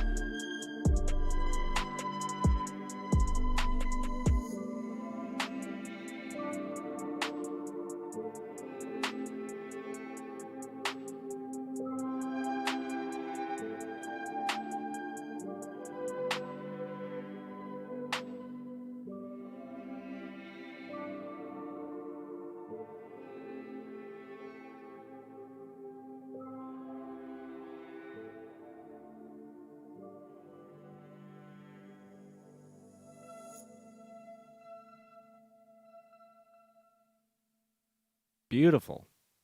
Beautiful, beautiful track. Couple of things I would dial in. First off, bass, little heavy in that 30 to 60. I would pull it back about 2 dB from 30 to 60. Now, after you do that move, like 2 to 3 dB, pull it back, and if it feels like you don't have enough bass, add bass in the 100 to 200, but be very careful when you do because your kick is living pretty high. It's got a fundamental around 100. So there is some room for bass to get put in there a little bit. So pull back a little bit from 100 to 200, but also you could add like some mid-range 500, 600, 700 on that bass, and it would be cool. So evaluate. I feel like there's not enough perceived bass, and it needs some of that mid-range definition, and then we'll have like bigger bass. Your instrumental outside of drums and hat basically stops at 2K. So first off, I want some of that harmonic excitement on the instruments and the synths and stuff. And it's also making the snare feel like it's unstuck from the mix. Like the snare exists entirely by itself from 2K to 6K. And it's just a little weird. It's just like it's slamming out too much. And it makes it also feel like it's tuned like it is kind of a piccolo-y snare. It doesn't have a lot of body in that 200 region. And it's like that can work, and it can work in like you've got kind of like a trap arrangement happening, but it needs to have stuff around it or else it's too pokey. And it's clipping. So you're clipping really early in the game on this mix, which makes me feel like you need to dial in your gain staging a little bit more at the beginning of the mix stage. Like try to be keeping your peaks to like -6 is a pretty solid conservative target. I'm aiming between like -12, -6 on most stuff. But yeah, it's already clipping, so it's gonna make mix decisions harder as you're going, because it's kind of like you don't have anywhere to put anything at this point. So watch out for that. And that's basically it. That's it. This is a really, really great track. Really beautiful. I love the arrangement. I like what's happening. So it's just those few things to take a look at.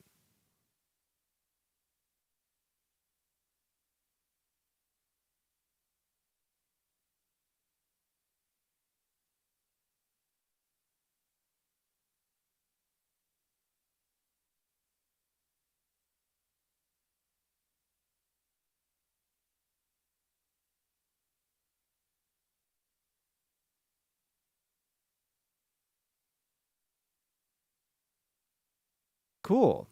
Yeah, happy to take a listen. Just called Yikes.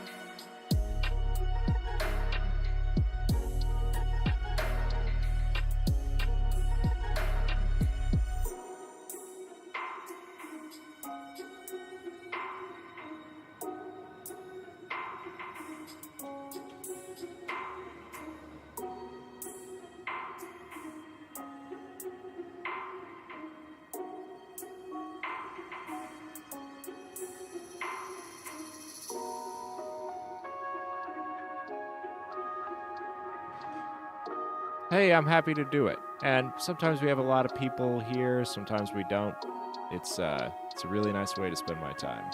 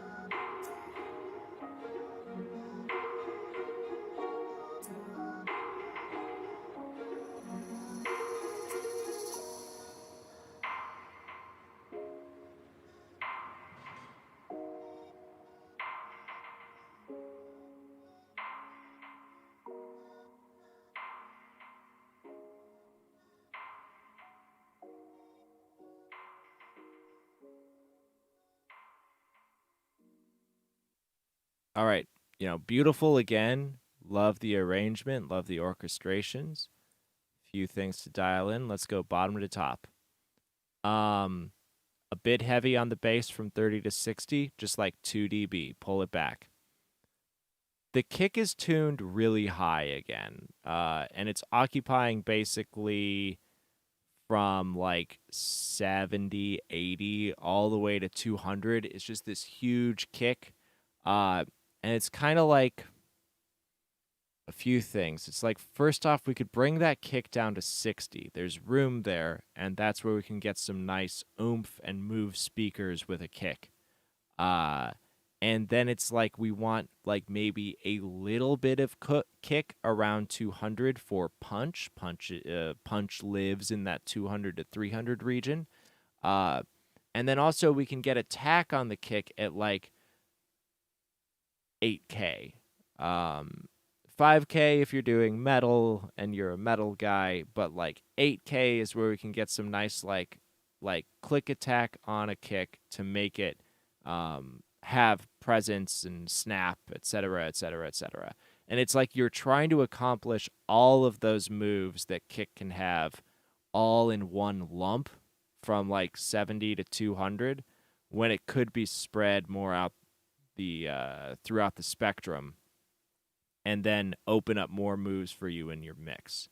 So take a look at that kick, dial back that bass a little bit, and then it's like, once again, we've got that like really exposed piccolo snare, and it could be something with a little more body because there is a lot of room between 200 and 300 on this mix for there to be some push and body on the snare. And then, in addition, instruments are kind of stopping at 2K again and not blending with the top end. And I would want to get some... I would want blend up in that high end so that it's more pleasing and pleasant and hits the ears. And then we're getting crazy compression on these, on like this section.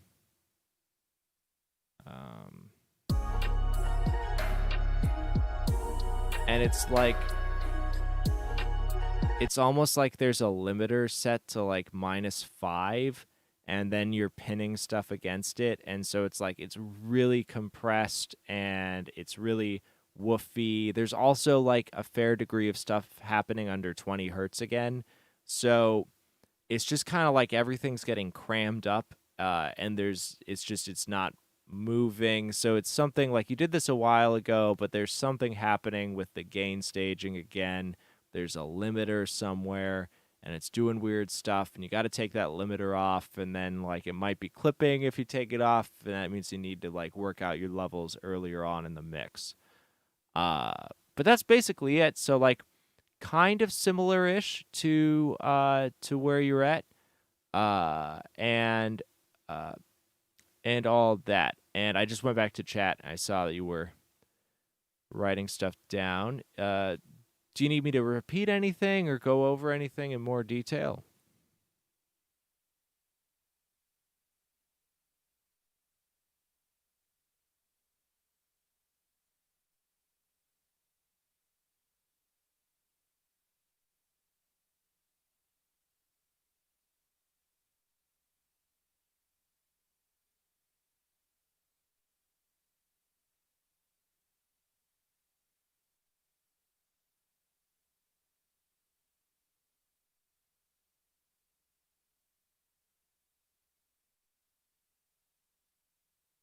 Okay, cool.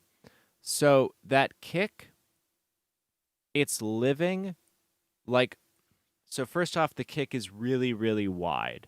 And it's really, really wide between 70 and 200. So it's just kind of like your kick is a blob that expands. It's like an octave and a half.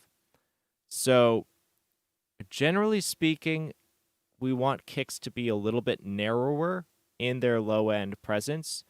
It sounds a little bit it just like because like on a speaker it just resonates better. Like if it's hitting like if it's thwacking like at one point rather than just kind of expanding all throughout space. So first off, I would want it to be narrower in general. Uh, and so like be aggressively cutty with it and focus that kick. And then I would want that focus to be lower. It right now it's tuned to be like 100, 110. I would want it to be like 50, 60.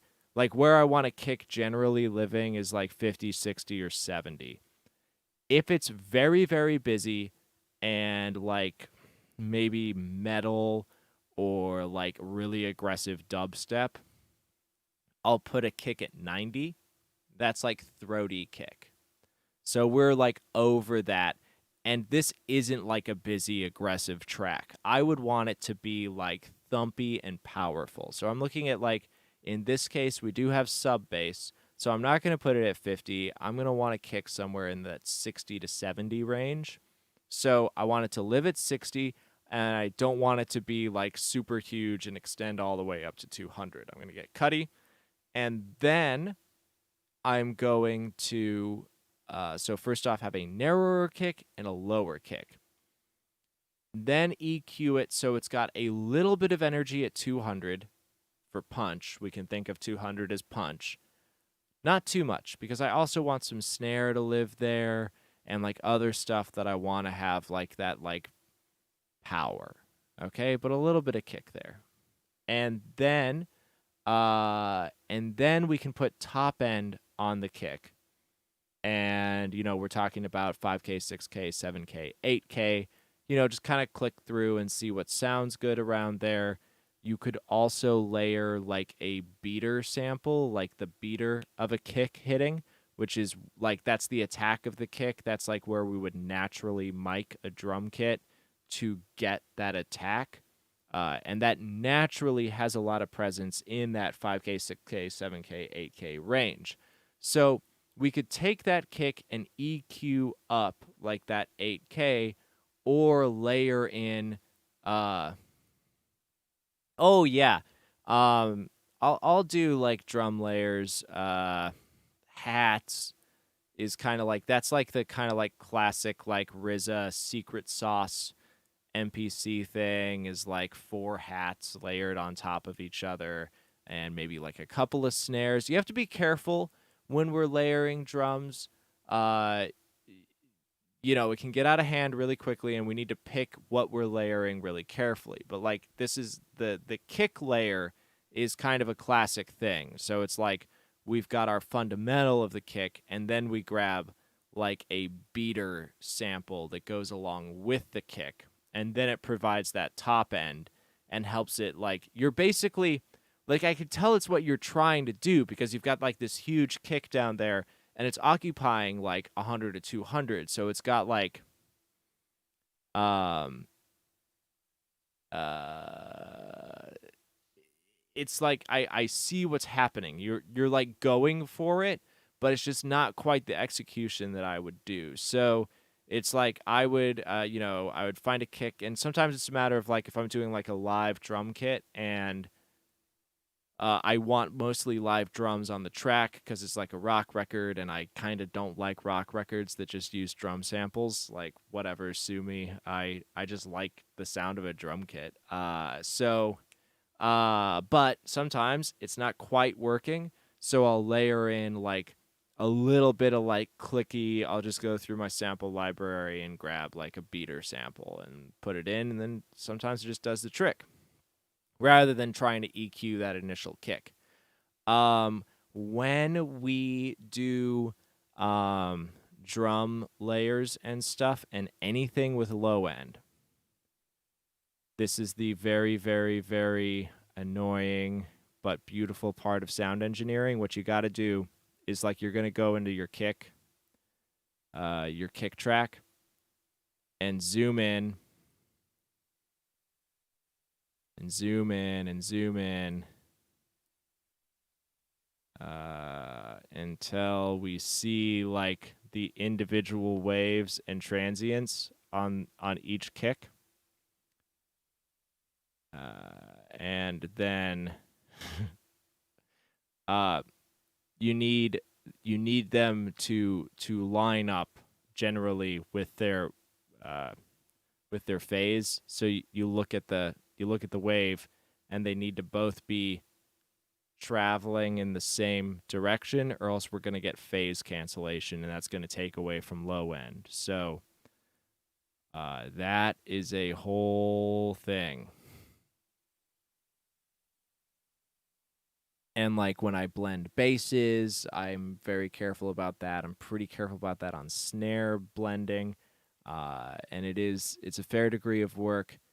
There are plugins that help, like phase align stuff, but you got to do it by hand in a lot of cases. To like, it's like I'll line them up by hand and then throw like a phase align plugin on after that for just like a little more tightening.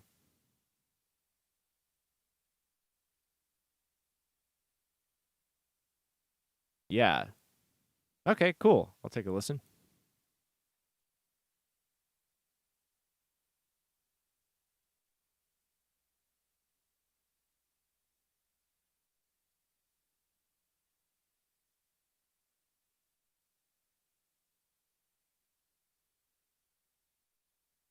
Nah, that one wasn't too. These aren't yikes. They're pretty good.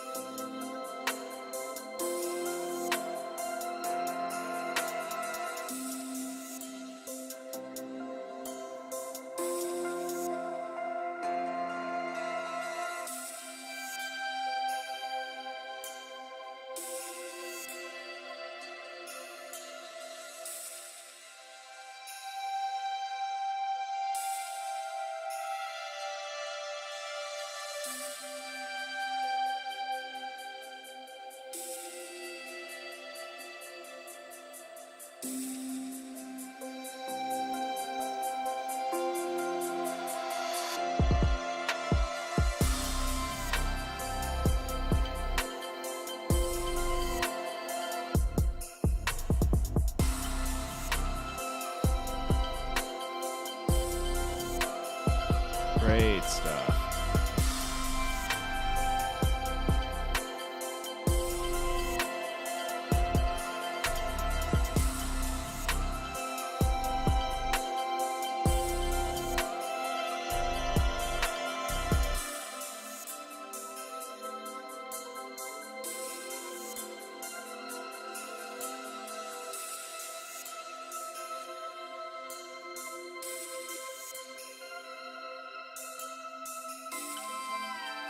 And I forget, are you mixing on headphones?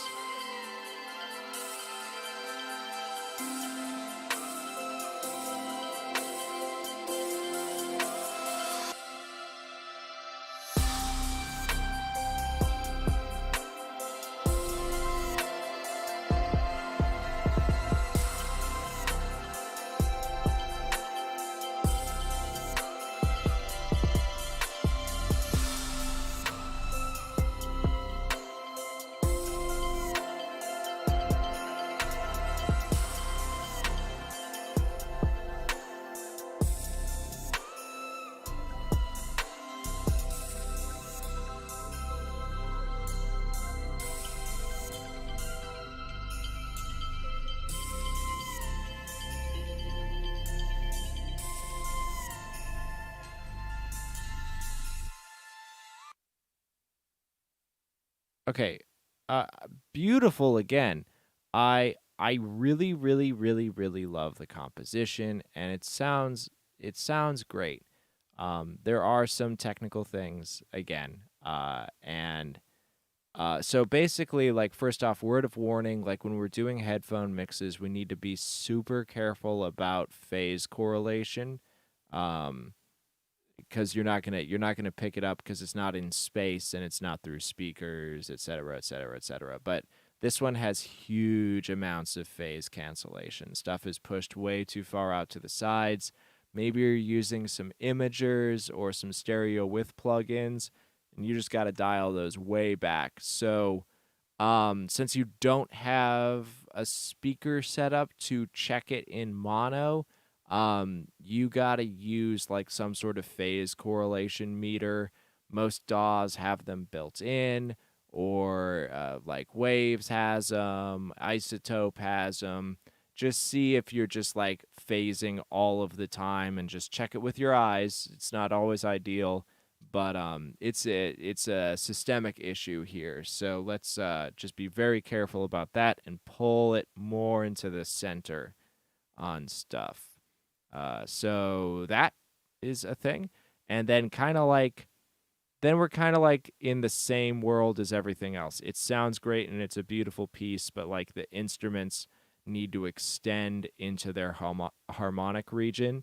They need to get cooked up a little bit above 2K, so they can blend in with stuff. The kick is tuned really high and it's wide, and then the bass is really centered from 30 to 60, and it doesn't have any definition in the mids, so on and so forth. So like bass is very big but not defined. But it's basically an extension of the things that we've talked about before. And it's like once you dial in these couple of like, you're only making a couple like bad moves. So once you figure out a way around them, you're gonna do a huge level up. So that's where we're at. No, it's all good. Yeah, I mean, beautiful work. I love your music. It's 3 moves away from also being a good mix.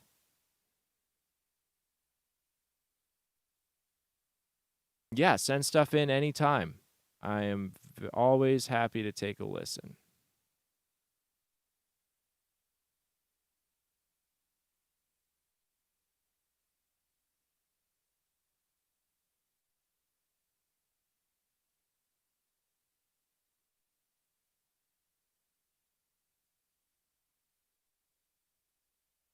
Yeah, for sure.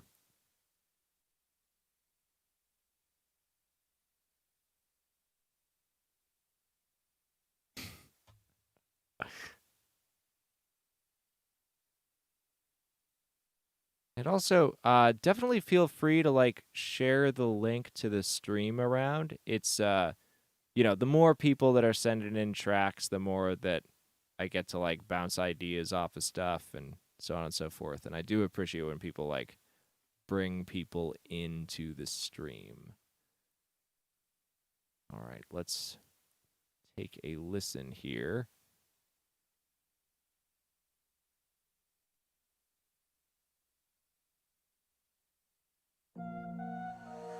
Another one. Yeah, I like the emotional tracks.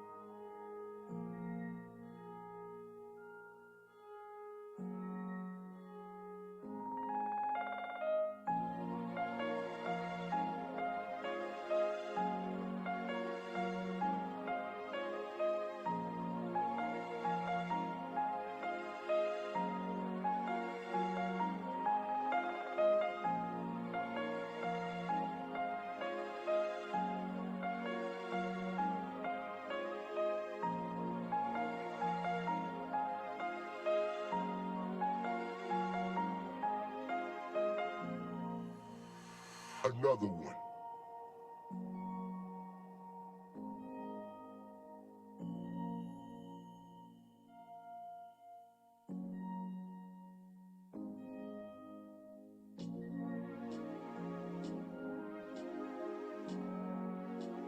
It's all good.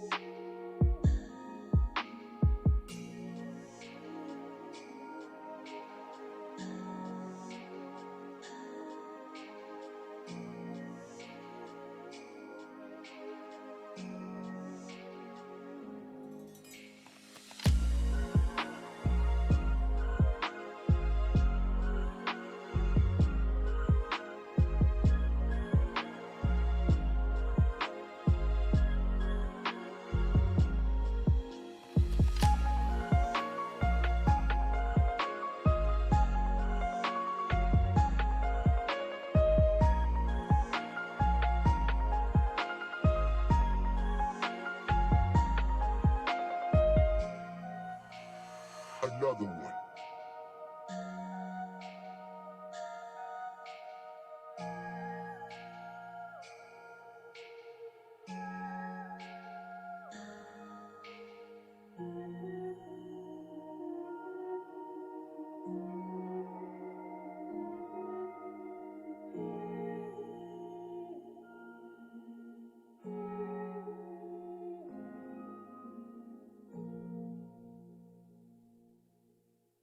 Yeah.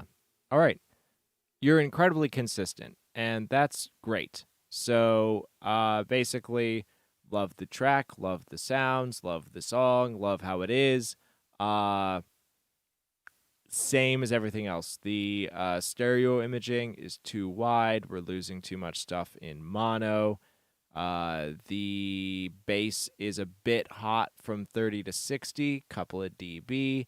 Kick is way too wide. Narrow it. Add that definition in other places. And then all of the melody instruments basically stop at 2K. It's very crammed into the middle. That's also going to help with the arranging. If you think about like putting people's harmonics into different places in the high end, that way when something comes in, it's like we're not just getting hit with a new instrument, we're getting hit with a whole new region of the frequency spectrum. And that's it. And it's clipping a little bit at the loudest section, which once again I would say gain stage and manage your levels a little more intentionally from the start of a mix.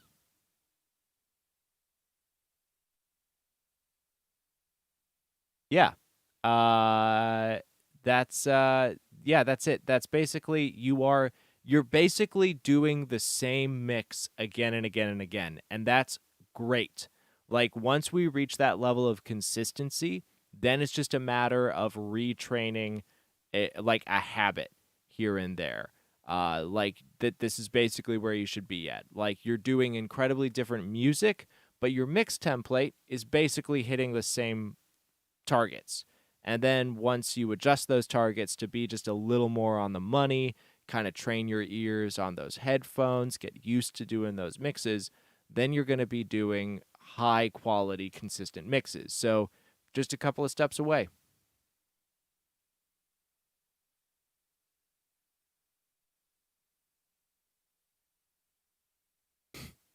It's all right. Just here to help. That rules.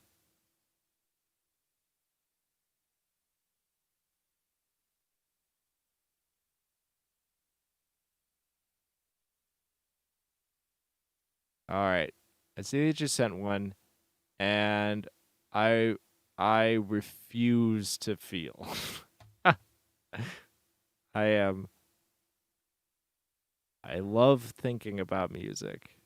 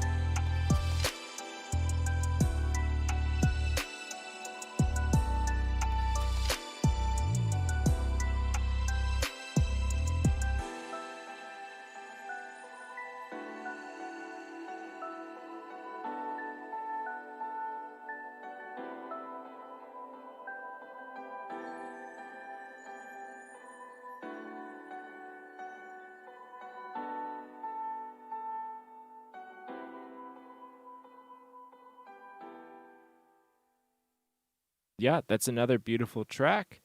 Um, Beautiful, good feelings. Technically, it is still doing the same thing. Yeah, so good. You can hear it. Now, this one has a little more going on. Um, so the term that I would look for in like evaluating this is that the instrumental sounds empty.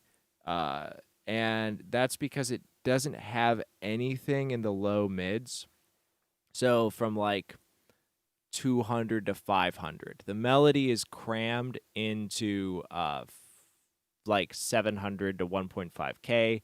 So now the reason that this happened is that the kick is like aggressively turned up hot in the low mids, like even more than the other ones. So you started with this kick that's just living at like literally 200 and it's super pokey there and it's really hot and it's tuned really high.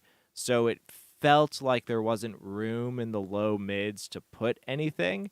Uh so it's like right there. That's kind of like I think of the kick as like kind of like the opening chess move of a mix. So you moved that kick pawn and then your whole table kind of skewed around that kick. So kick's got to go lower. It's going to change, like you start with that and then the kick and then the whole mix will kind of move itself around there. What's really interesting is because this kick is tuned so high, you actually brought your bass into the uh you brought the bass up into the audible range for the first time. So we actually have more perceived bass, but that's because your kick is so high. So what we would want to do is like bring that kick lower and then we make a kick sandwich when we're doing sub bass and kick and then bass or even if it's all within the same instrument, like if it's just a bass that extends from 30 and then goes up into 200, we want to carve out a place for the kick to live, which I'm generally going to put at like 60 or 70 and make a sandwich with the bass around the kick.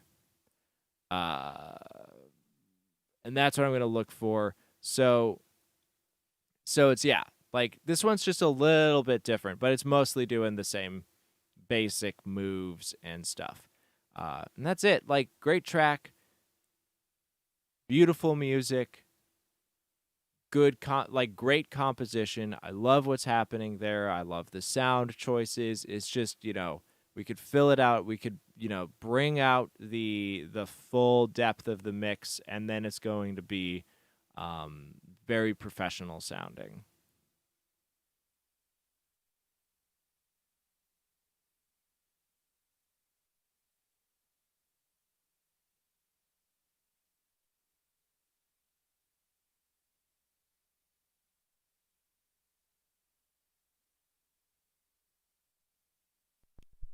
Great stuff. You've got a huge library of music,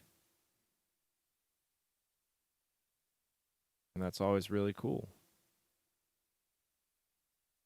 Cool. Yeah, go make some stuff, and thanks for sending stuff in. Feel free to do it anytime.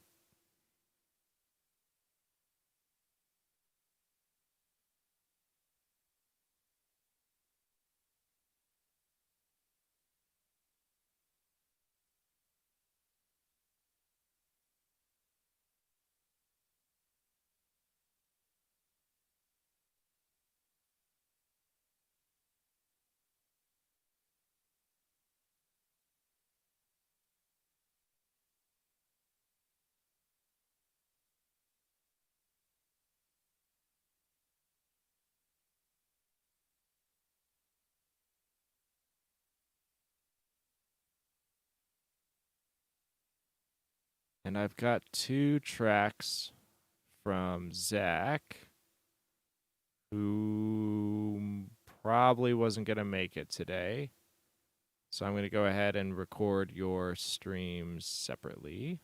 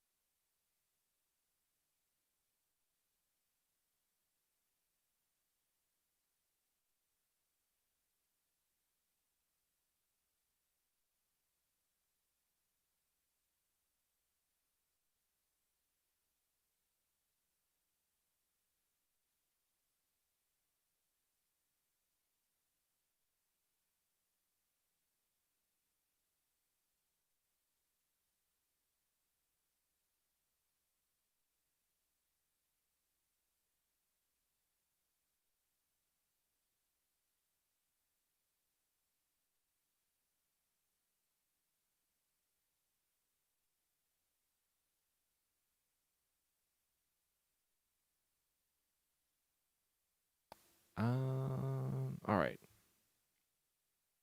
Just getting this track prepped.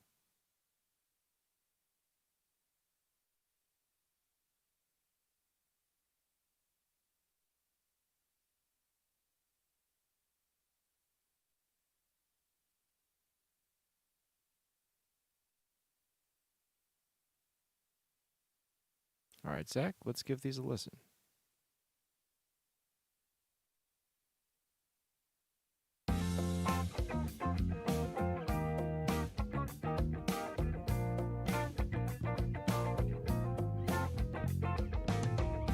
You know, baby, it takes a lot of work, but it's been fun all the while.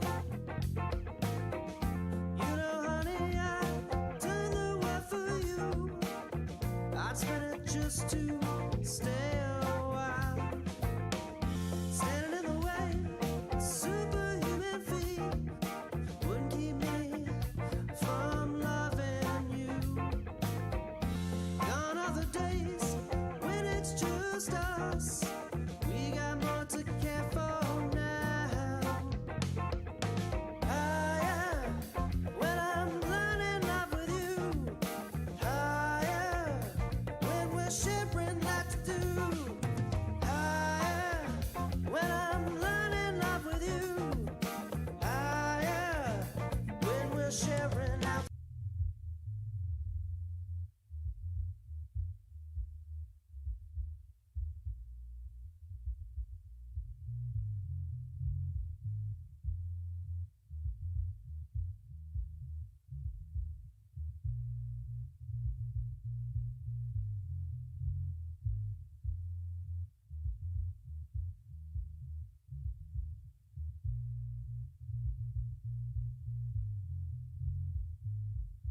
Journey's been long, up to this point. Feels like it's been most of our years. Higher, when I'm learning love with you. Higher, when we're sharing that to do. Higher, when I'm learning love with you. Higher, when we're sharing altitude, yeah. And we're living with them changes, with them changes.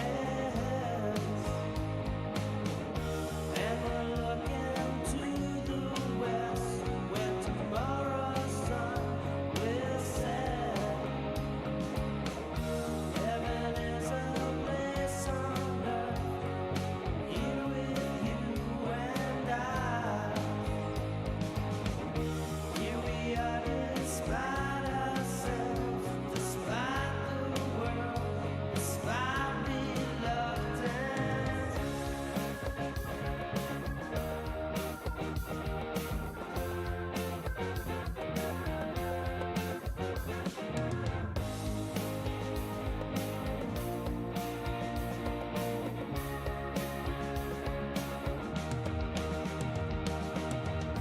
Every day, passing out our window, time goes by faster and faster now.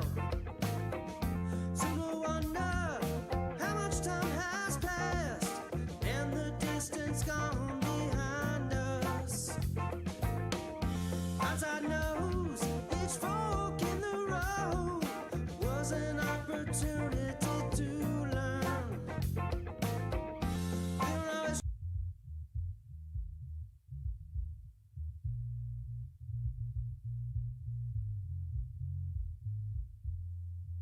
when I'm learning love with you. Higher, we're different that to do. Higher, love with you. Higher, we're different that to do. And we're living with them changes. Take the right turn.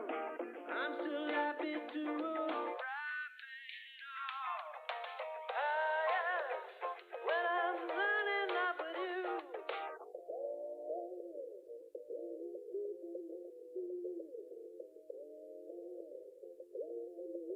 in love with you. Higher when we're sharing altitude, yeah. And we're living with them changes, with them changes. And we're looking to the west, where tomorrow's sun will set. Heaven is a place on earth, here with you and I. Here we are despite ourselves, despite the world, despite reluctance.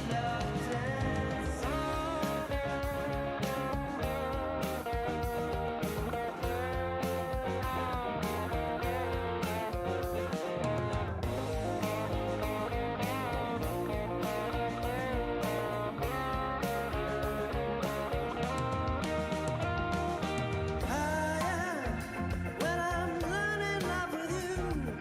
Higher when we're sharing lots to do. Higher when I'm learning love with you. Higher when we're sharing altitude. Yeah. Higher when I'm learning love with you. Higher when we're sharing lots to do. Higher when I'm learning love with you. Higher when we're sharing in the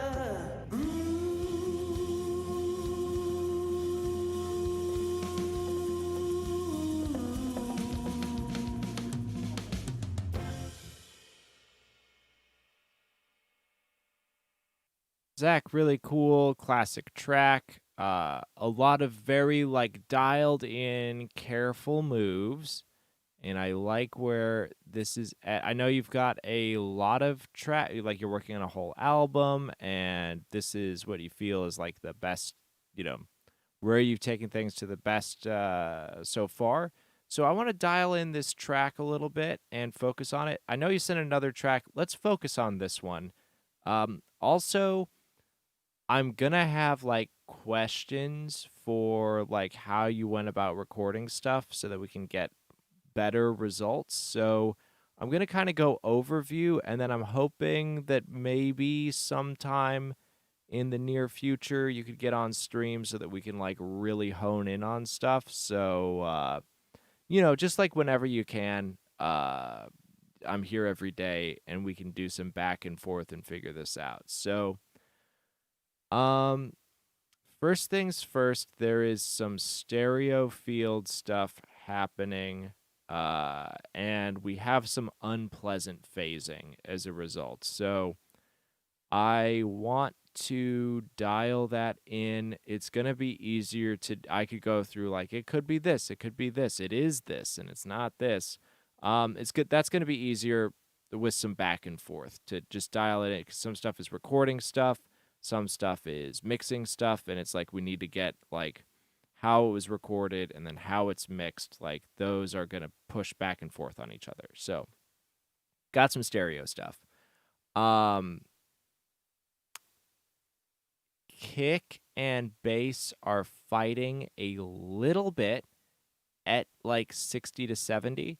The bass is pretty controlled, but it could be better. I would take like a medium-sized bell and just take a little more out of like 60 to 90 on the bass to let the kick breathe, and then I would boost that kick up. We're not getting very much kick.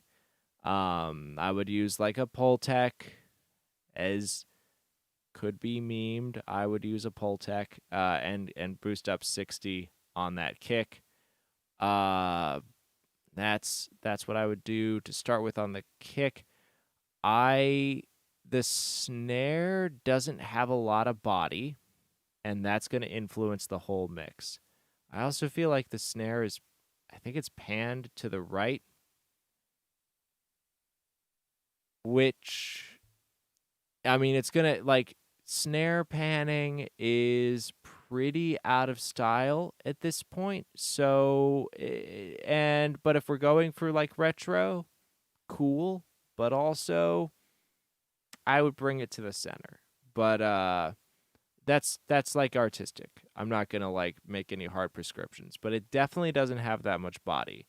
And I'm also wondering how this kit was recorded or if it's samples. I'll need more details on that, and then we can go over drum stuff because there's a lot of drum stuff. Uh, vocals are sitting nicely. I like that. I think that they're a little bit dry, and I would want to like add some space. And then just generally like some like dialed in verb stuff could be nice on this. And like if you watch a lot, you know that I'm not that much of a like resonance tracker. I'm not like, oh, you got to cut that. But I think it's the guitar on the left channel. I think it's guitar. It could be a percussion thing too, but it is heavy resonating at about 500. And that's got to get dialed back. So that's a thing. Okay, and then it's got kind of like classic. I'm not sure what to do about harmonic saturation. 2 to 6K. It's pretty scoopy there, and it's like that is like one of those regions that can be unpleasant. But what we want to do is get some pleasant saturation and harmonic content into that region, and kind of spread the instruments throughout it because it's just like it's a little bit dull as a mix. So dialing that in with some careful moves is gonna help you out. I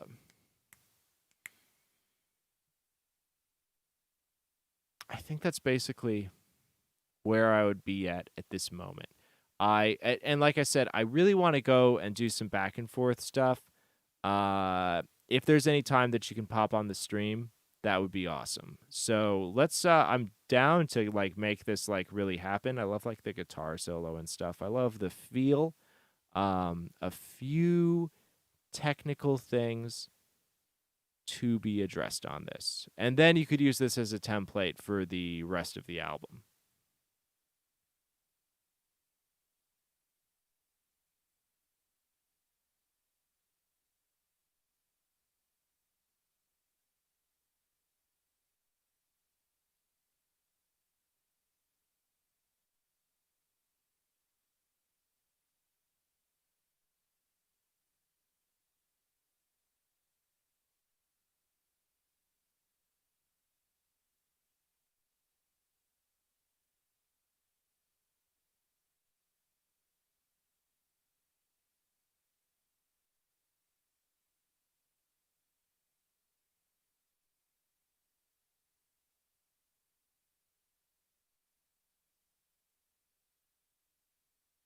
All right. That was solid. That was a lot of stuff today. So I'm going to be done. I will see folks tomorrow, and I hope you're having a good one. Yeah. See y'all later.